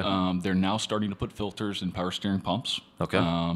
And manufacturers, just like 15 years ago, didn't recommend brake fluid flushes. In the next 10 to 15 years, are going to start recommending power steering flushes on normal intervals because they're realizing the fluid breaks down. Sure. That would be the biggest thing that I see upcoming. I mean, as far as frustration, it's probably lack of knowledge on certain different areas. Okay. That or people ignoring their problems and then having a major issue of that is even more compounding and frustrating. Because Which kind of sets me to my next question, and unfortunately you do see that, and I think I've even seen that too, and I've just kind of been playing wallflower, just kind of coming up and bringing my car for something and watching where you'll state to a customer like, remember 3 months ago I said we needed to do this? Well, now since we didn't do that, now it's translated into a larger job, which is more money, which is more time, which is more parts, and I mean you probably see that a lot, huh? Unfortunately, I wish I could say no. You know, I wish I could tell every customer it's a lot more cost effective to do the preventative maintenance, even if it's $100 to $500 versus having something fail and be $2,000 to $5,000. Yep. What's kind of, I don't want to say a dream come true, but what's something that would, continue to make you happier on a day in and day out in terms of, the customer recognition side of the business, in terms of where they're coming in terms of frustrating customers, in terms of customers that just aren't, the questions aren't being answered on a proper, proper database from kind of, a previous shop and then coming, then coming into you. So how do you kind of narrow that down and kind of reshape that image and that picture to, gain that traction so they continue to stay, a customer of your store? And I think we're getting right back into communication, having open communication with the customer. That is the number one key thing in automotive business. And it seems so silly because we're working on cars and we're doing the maintenance and we're doing major repairs. But if we're not communicating the right repairs to the customer, how are they going to feel good leaving your store that they know something got fixed and why it got fixed? It's not just about fixing the car. It's about understanding why the car got fixed and what the severity and importance of it is. And let's talk about your relationships just with, your key mechanics. So when you're kind of either going through the hiring process or what you're looking for. So a lot of mechanics can say that they know how to do a job or fix a car, but you probably got your way, of conducting an interview process, or what you're looking for your store. So can you kind of paint me that picture of, ultimately what you're looking for as a head guy that's, overseeing day-to-day operations? That's really hard until you get a mechanic in your store. I mean, as far as an interview process, you can get information on knowledge and how knowledgeable they are about cars and kind of ask them certain trick questions. And that'll give you a good feel about the mechanic's knowledge, and that's always a starting point. I mean, you want a mechanic that knows what the heck he's doing. If he doesn't know what he's doing, he's probably not the right guy for our shop. Yeah. And do you see that? Do you have? I mean, you probably see it, but then you probably end the mission pretty quickly. I mean, you don't allow it to. You don't allow it to stay intact because that's ultimately not going to be beneficial for the customer. We have done an amazing, and I say this as a whole, as a group, we have not had a technician leave. Great. Guys that are coming on board stay on board because of the quality that we expect and the quality that the ownership expects. And that's the biggest difference. It starts at the top. If you have that expectation from your owner that, hey, we're going to do this right the first time, no matter what, we're going to use good quality parts, we're going to make sure it's a fair price, and the customer's going to leave with a 2-year, 24,000-mile warranty on anything that we do, that there sells itself. And that just kind of speaks volume right there too. In addition to what we've kind of already discussed today, what do you feel the automotive industry here locally on the tech side of the business is lacking? What do you feel like we're lacking in terms of what we could get better at, what we can improve at? I know we touched on a little bit earlier, but now kind of talking about it, just the kind of the big picture, the overall picture. The overall picture these days, I would say getting more back to the computers, what they call the PCM, or the powertrain control module, engine control module, engine control unit. That there's the other battle with cars is the same part has 3 different names. Depending on who you talk to, whether you're talking to a dealer or to an aftermarket provider that's got an original equipment part, they all call them something different. So it's having that knowledge based on knowing what you're going after and what's going to fix the problem. And do you see issues like with some older make model vehicles that you can't get parts for anymore? I mean, does that come up or? It does. It's less and less these days. Okay. But there are certain situations, I don't want to throw any manufacturers under the bus. Sure. But I ran into one a couple months ago that even talking to the dealer, it's an 8-month waiting list, and if I Wow. send the part back in to get rebuilt, it's not coming back to me. It's going to the next person on the waiting list. Oh wow, 8 months, huh? And How can that be? Like, explain to me how that can be for an 8 month. They just don't have the proper footsteps and mindsets to be able to get the part built and shipped out. I mean, So most manufacturers run a 2 to 4 year interval on their cars, and then they switch the body styles, they switch motors, they switch transmissions, Okay. they switch computers as the main brains of the cars. Okay. Well, as that happens, 15, 20 years down the road, that car hasn't been on the road or being manufactured for 15, 20 years. Well, if they haven't had a high failure rate with those parts for the first 5 years, they're not making that part. yeah. So that's how you run into those weird oddball situations Yeah. where it can really hinder your happiness with your vehicle. Let's talk about the most expensive job that you've worked on so far since you've. We can talk about just in generally speaking, just since you've been in the business or since you've been with your last company, your most current company. What's been like the most expensive job that you've had the opportunity to kind of put your hands on and fix and make a customer happy? It was actually with this company, we rebuilt a 65 Skylark and put a whole Hotchkiss suspension in it. Customer is an amazing, amazing gal. Wanted it to drive like a modern day car, but had some sentimental attachment to the vehicle. Yeah. And that thing was one of the funner projects to do and turned out just amazing. And how long does something like that take? It was 2 solid days of work and Wow. about 2 weeks to track down parts and figure out which direction to go and what was Wow. going to be the right thing to do for that particular situation. And Wow. that Well, again what's is where- what's roughly the price ticket on something like that? I mean, what are you normally looking at for something like that? that can range depending on the car. I mean, that Hotchkiss suspension was up there. I mean, we're Yeah. talking 5 digits. Wow. We're not talking, $1,000, $2,000. Yeah. We're talking major money to do that the right way. But again, that was a 65 Skylark that she wanted done the right way. Yeah, it must have felt good. Like you or your crew may have gone on a test drive before you kind of brought your kind of magic touch into it, and then after the work was done, and then night and day, it's just like a complete makeover. The best part of that is not you driving it. It's the customer driving away and calling you 20 minutes later because it met every expectation that they had. And that's what I'm talking about, man. It's just like we were just, before you came in, it was kind of a cannabis hour here with me at Studio 110.live, and I had Alejandro from Diego, and we were talking about cannabis and how cannabis is really shaping up to continue to be a $100 billion market. Oh, huge. It's it's coming in with just unbelievable new levels of attraction. I mean, Jake the professor here was talking about they're got an 8-foot and 24-foot bong, $80,000 one that was that's going to be on display here at a location that we'll be able to get up here on our Instagram so people can go out and see it. But it's already been purchased, but they're allowing the buyers allowing it to be on display. And I mean, you can see if people are spending that type of money on cannabis, and what really continues to interest me on the cannabis side of the conversation, Brendan, is on the health side. People that are that are suffering, that are going through levels of pain. I can see where it really does help them. I mean, regardless, whatever your personal standpoints are and views and point to point kind of constructive opportunities within cannabis, that's your business. But I've always kind of been, my style and approach has always been, if there's something that can help people out, do it. My buddy Mike Ricker, another good standing fellow radio star here in Seattle. We didn't never work together, but we were on opposite radio stations. He was in here and he mentioned this really interesting story yesterday, where I don't know if he was referring to himself. I kind of came in the last part of the conversation, so excuse me.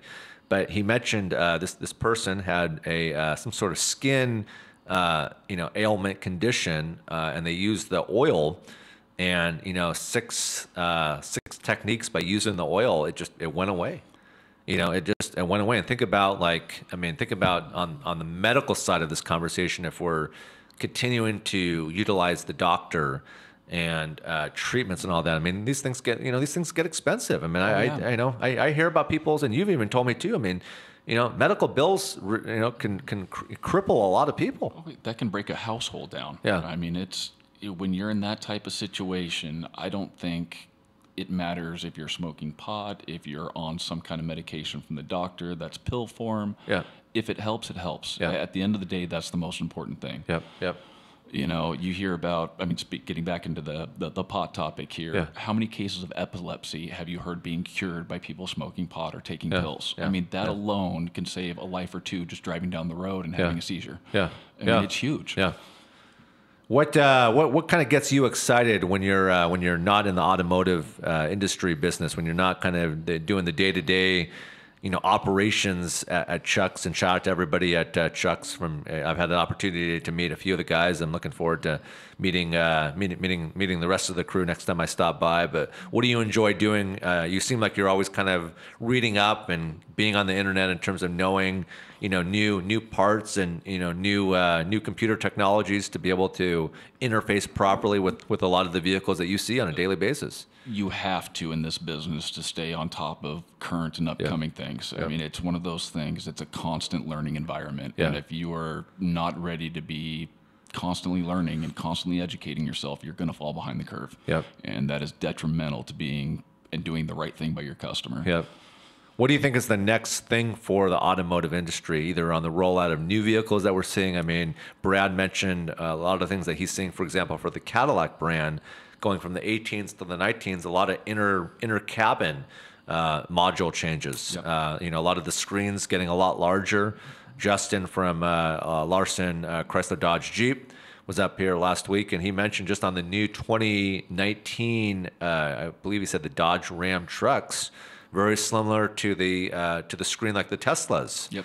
I think he said it's either a 10 or 12-inch screen, and he showed me off the air what these things look like, and I mean, they're gorgeous. Look, they're really nice. I mean, it's kind of like the flight deck, kind of the cockpit of the airplane. I mean, you pretty much can do everything. I would imagine you can check your emails, when in safe coverage, be able to log on to your computer right there in your vehicle, right? Yeah, I think the next big thing that we're going to see here is already happening, and it scares a lot of people with the self-driving cars.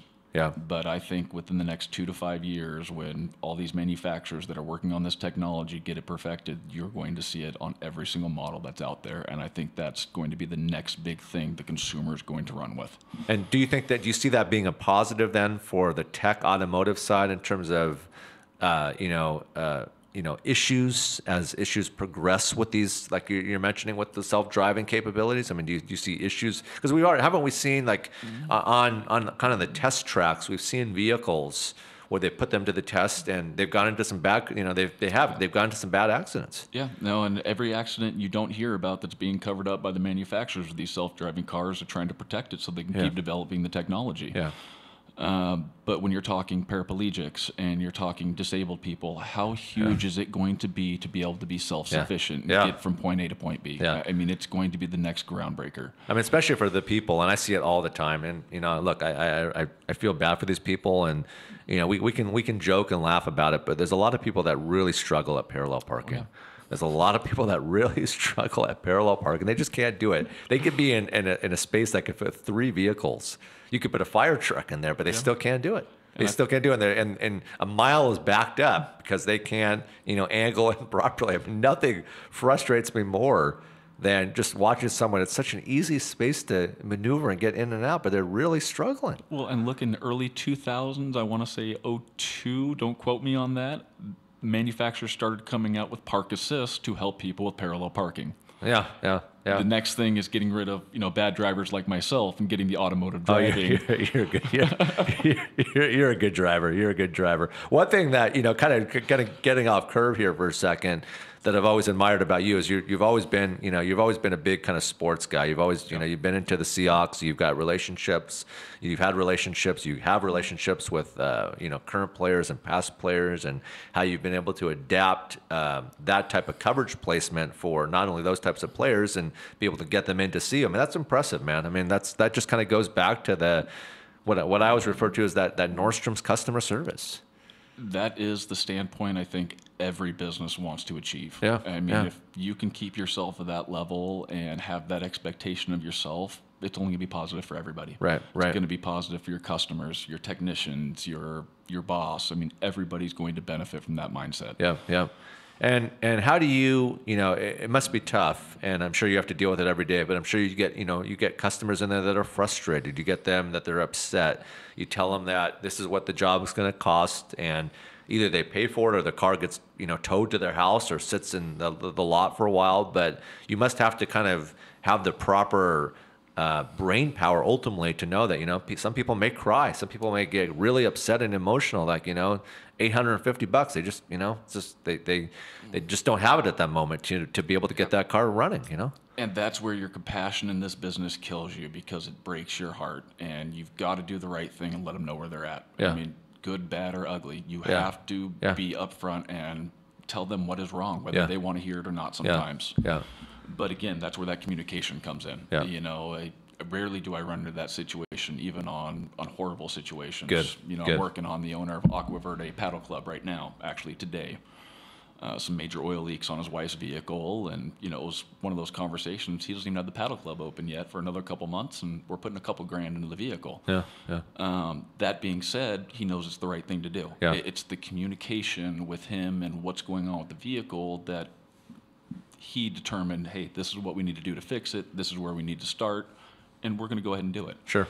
When we talk about and I've always been interested in, and I wanted to kind of get your take on this. When we talk about kind of a full engine replacement on a vehicle where you're completely taking out the old motor engine and putting in a new one, is it as big of a job as we make it sound the way I'm describing, or with proper tools today and proper knowledge and these mechanics doing these jobs, repeatedly continuing to do it over, are you seeing it as an easier process, or is it still a pretty tough, stressful process to have to do a major job like that, to take a motor out of a car and get a new one in? A motor's still a major job. Is it? Right tools, wrong tools, no matter what. I mean, anytime you're talking a 20-plus hour job, you're going to lose your time. And especially with being perfectionists. I mean, if it's 20 hours, it's probably going to take you 30, because you're going to make sure everything's cleaned off, especially putting that new motor in. You want it to look great for the customer when they pop their hood.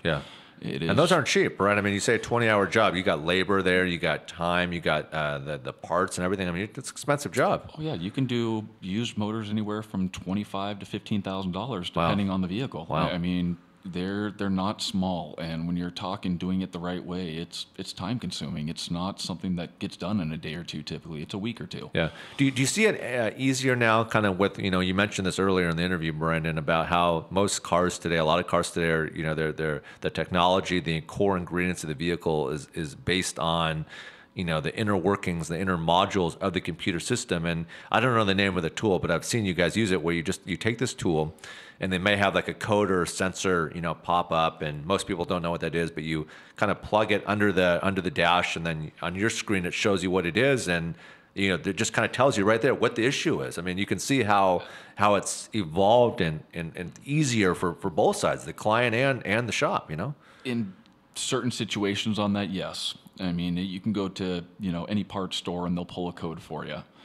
The battle with that is and this is going to be a lot of gibberish to customers, but you got a tune-up code. I won't throw out numbers, just try to keep it simplistic.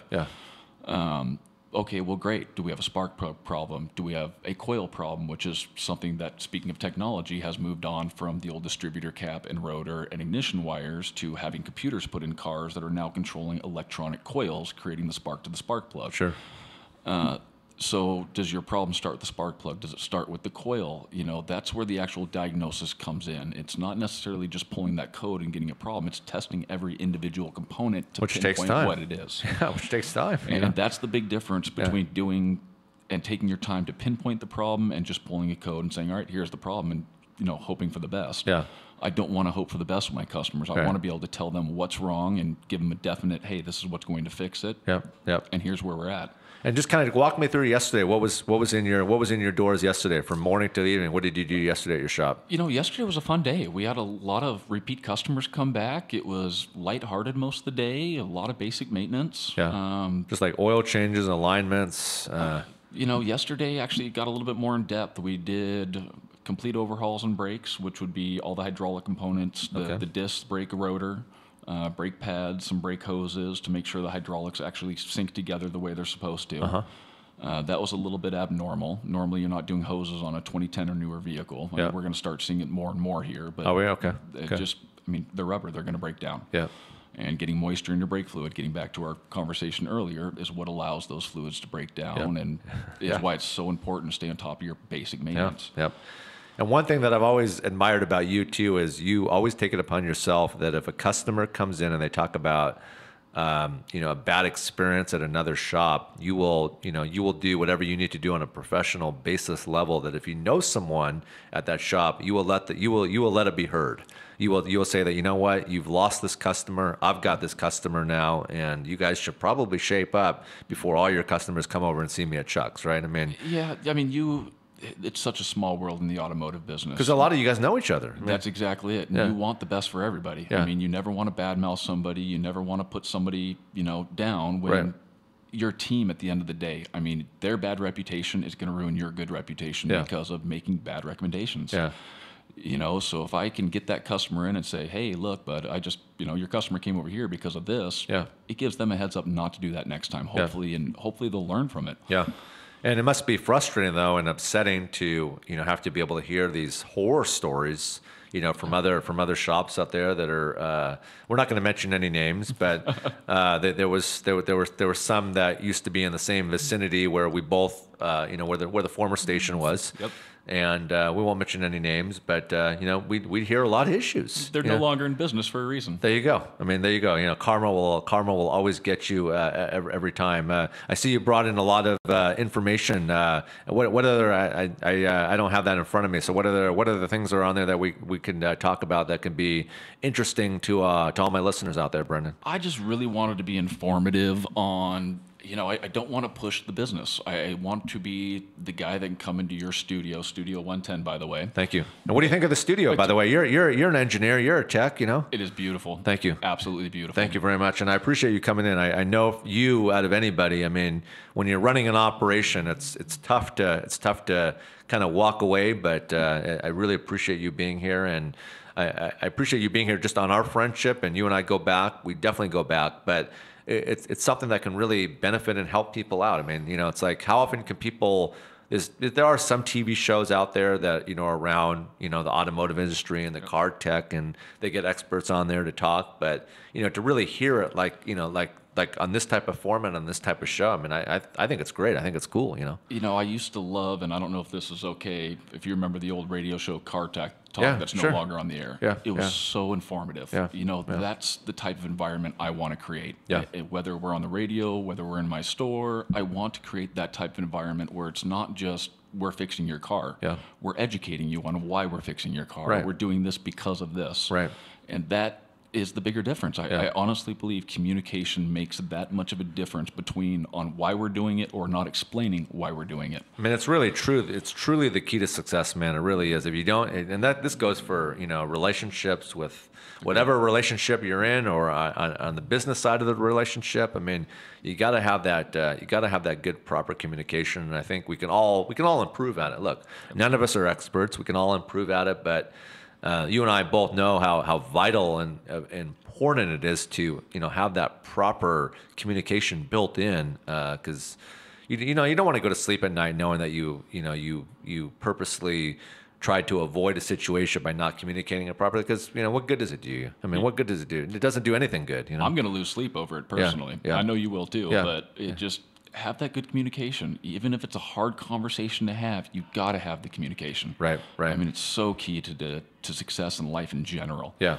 And it's just That's really all I can say. It's that important. What else? What else you got there on your hot sheet? That I want to make sure we get everything in on the car tech segment today here at Studio 110.live. I just really wanted people to know the important things not to overlook that are the most common things to overlook. Okay. If you have a check engine light, come on, go into a shop. Yeah. Get it looked at. It could be something that might be a quick, easy fix and could turn into something major if you don't, like we were talking about that 3-month interval that we had. Yep. Cars overheating, don't drive it. That's going to definitely cause more damage. Yep. It's little, what I would hope would be common sense things that most people don't think of as common sense things. They're still driving, they're still doing a commute if their car's, steaming and overheating? Yeah. Really? You see that, huh? Quite a bit. Wow. I mean, we've done a couple head gaskets already this year from that type of situation, and that's a major repair. It's not And it can be minor. dangerous too, right? Because can it be dangerous to the actual driver and other drivers on the road? I mean, you seize up a motor in the middle of the freeway at 60 miles an hour. Yeah, it can definitely impede other people and you, and that is not a situation I want anybody to be in. No. But it's little things, just keeping your eyes open. Seeing the temperature gauges going up is a good sign to probably pull over and we got something going on. Let's Call get it AAA, looked at. call a tow truck. Exactly. Yeah, get it to trucks. Yeah. Skipping oil changes, neglecting your fluids. And it's only $19, guys. It's only $19 to be able to, it's like a body taking vitamins. It's like having breakfast in the morning. I mean, what good does it do to skip out on it? Exactly. But you would be surprised how often it happens. Yeah. And I'm sure there's different aspects of why for everybody, and everybody has their own reasons. And, you got to deal with what you got to deal with in life. But at the end of the day, that's what's getting you from point A to point B. Yeah. And I would much rather be the guy to tell you to spend $100 to $500 than have something break down and tell you it's $3,000. Yep. That just breaks my heart. And I don't want to be in that position if we can avoid it. Yeah, absolutely. What else do we got there on the hot list? Big fun fact here that I've been running into recently. People are using at-home glass cleaner to clean the back windows on their cars.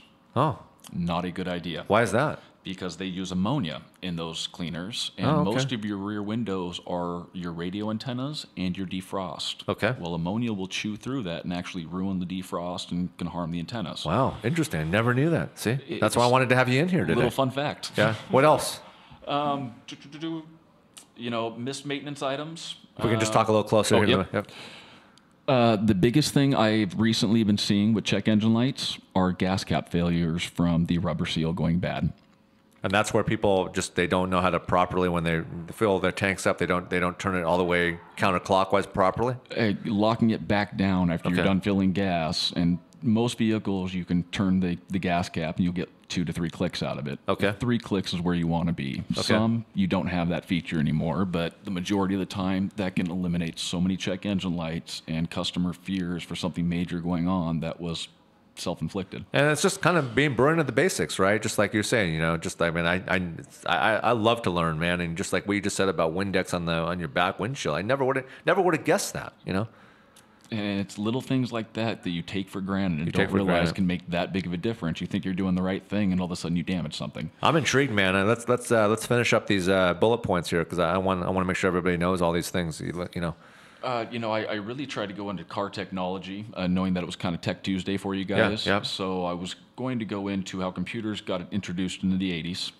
Went up to 10 to 14 different computers in some of these German cars. I mean, it's major. You now have computers that are running the anti-lock brakes. You have computers that are running different sensors and modules in the car, and they're all communicating together.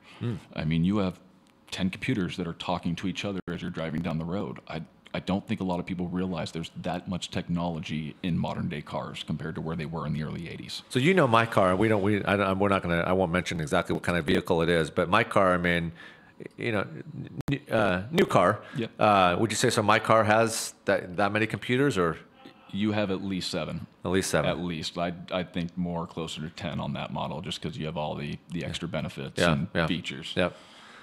What else is on your list there? The biggest thing I want to let customers know, be consistent on your oil changes. Yeah. That is the biggest thing that we can talk about today is Yeah. basic maintenance consistency. Yeah.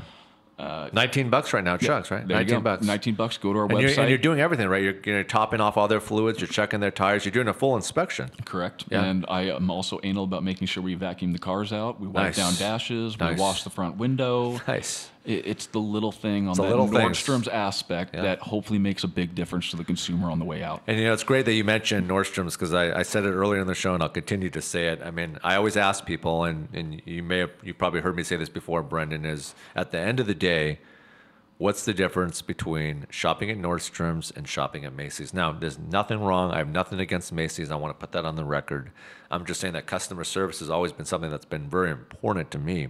Yep. And that when I go to Nordstrom's, I expect to see this. I expect to have this type of connection when I walk out of that store, where the shopping bag is brought around and handed to you, followed by a handshake. At Macy's, the shopping bag is handed over the counter. Correct. What's a better experience? I don't care if you're buying, a thing of Frangos. Is that what they're called, Frangos, from the chocolates with the mints inside? I think so. They've It's been a long around. time. They've been around since 1894. Or you're buying a Top Man blazer from Nordstrom's. I mean, at then, what's a better experience? What's gonna have you talking to your friends? What's gonna have you recommending that retail establishment? Because we know, look, I mean, retail on the fashion side of the conversation. I mean, people need to make sure they're really connecting the I's and T's. I mean, because it's not the way it used to be. No, and for me, a handshake is going to go a lot farther. Making eye contact and knowing that, hey, they are happy to help me, and I'm getting that reciprocation back makes me feel. Makes you feel good. Yeah, top of the world. And I see you do that with your customers. When you walk around, you give them the keys, you give them a handshake, you give them a coupon, and they don't walk out with any unanswered questions. And I think that's super important, especially in the automotive industry. I don't care if they're coming in and spending $19 or $10,000. Yeah, no, it's doing it the right way. Doing it the right way. And that's the biggest thing I can push. Just try to do the right thing by everybody. Yeah. And if more people had that mindset, we wouldn't have all this war and garbage going on right now. Yeah. Well, we do, and hopefully it'll clear itself up properly. It's been another great show here on it's kind of a cannabis/Tech Tuesday type of show. We get everybody. We have a lot of people reaching out to us. We got a whole team of people here working to elaborate and continue to make Studio 110.live the hottest show here in the city. We're seeing that. We're seeing that with the guests that are coming through, like yourself, and everything going on the cannabis and on the tech side, and on the music, fashion, pop culture, nightlife, anti-aging. We're going to continue to get into, and health, and the whole health managing side of it. Ryan Conley with FutureNet is working on a lot of projects with that, where I'm excited to get a lot of those types of guests in. Any shout outs, Brendan, you want to give to anybody out there listening at the shop, or family, or anybody? My boys, I love you. And all the guys at the shop, thanks for working extra hard so I can be here. That is greatly, greatly appreciated. So you're going to go back now and let them get off a little bit early since they had to work, or that's the type of boss you are, huh? I mean, today's not that day, but I would like to be that boss every day. Yeah. Well, maybe come on a Friday where I don't really ever see that happening, because I mean you got to be up in the front there, making sure all the troops are in line, making sure all the customers are happy, and everybody's got to do their part. I also want to give a big shout out. I see them walking around our after show patio. I think they've my producer Erica has them sticking around so we can do what I call the after show patio video, where I like to have fun with it, man. I like to have fun with it, and I kind of like to do a recap on the show for the people that missed the show. So make sure you follow us on our Instagram at Studio 110.live. Thank you. I know you're promoting the show quite a bit at your shop, and I know when it comes up, and I appreciate all the work that you continue to do, Brendan. And I want to get you back in. I think it'll be fun to have you come back in. Maybe next time you can bring in one of the techs, and maybe we can get some people to be able to ask questions, or maybe turn it more like into full-fledged car tech segment. I like that. I think we did it really well today, but I think it'd be fun to actually get people in here and asking questions, and people can see it with our cameras and everything that we have in here. I think would be huge for everybody out there that wants that knowledge. Yeah, absolutely. Shout out to Alejandro and his whole crew that came in today from Diego, Big shout out to Spencer and Zach. Yesterday was Mic Drop Mondays, and man, there's just so many people to shout out. I gotta shout out a lot of people. Jason and Jamal from the High Children. They've got a concert coming up at a spot here called Substation. It's coming up here in a couple weeks, so go on their Instagram under the High Children to see that. I believe it's April 26th. I don't have my information in front of me at this moment, but shout out to Jason and Jamal from the High Children. Shout out to my boy DJ Nasty Nest down in Los Angeles. My boy Jamie Adler in Los Angeles. Boy, so many people. Morgan Carey, Mariah Carey's brother in Los Angeles. God, my sisters and family.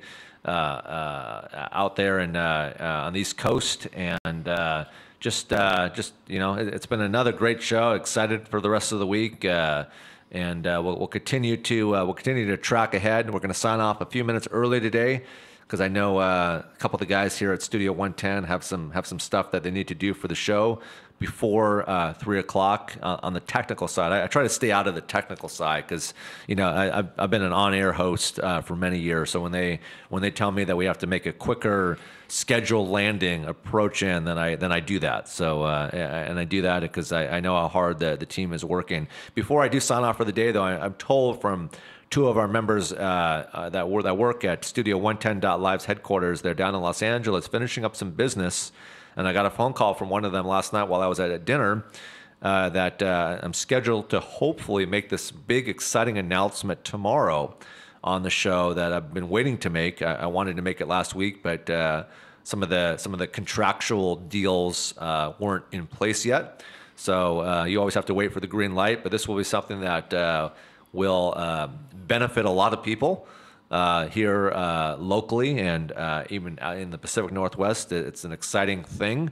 I don't want to give any details away, but I am excited to make that announcement. I do want to close it off with I try to incorporate music news stories, and Cardi B, she's always in the music news section, and I always try to plug it in wherever I can. But Cardi B announces her new custom design clothing line. So I kind of want to read what she said about it.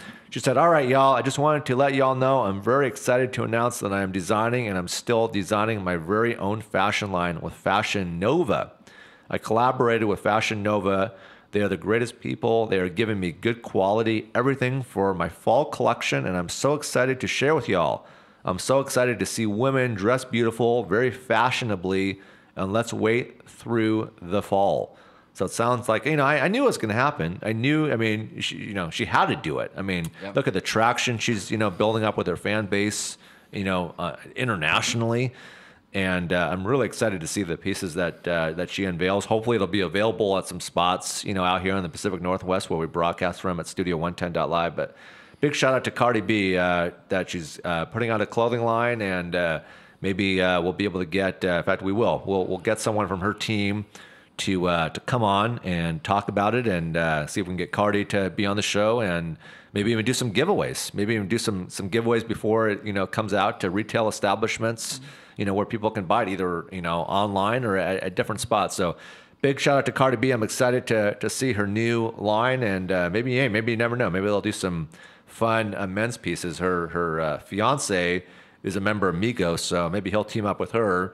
He'll be inspired and see, the collection that she builds out for herself, and he'll say, "Hey, I want to do a guy's line." So it'll be the Cardi B Migos, clothing empire, in terms of the music empire that they've continued to build up. So with that being said, if I forgot any shout outs or anybody, my apologies. I know there's a lot of you out there listening, and I try my hardest to get through all of them every day. I got to sign off here. I got to land the airplane so I can get into post production and get these videos done for social media purposes through my producer and the staff here at Studio110.live. But it's been a great show. Thank you for everybody that was on the show today, and I look forward to seeing you back at it tomorrow, Monday through Friday, 1 to 3 Pacific Standard Time, Studio110.live. If you're not following us on our Instagram, man, go do so right now. Studio110.live. Have a good night, y'all. We'll see you tomorrow. Good night.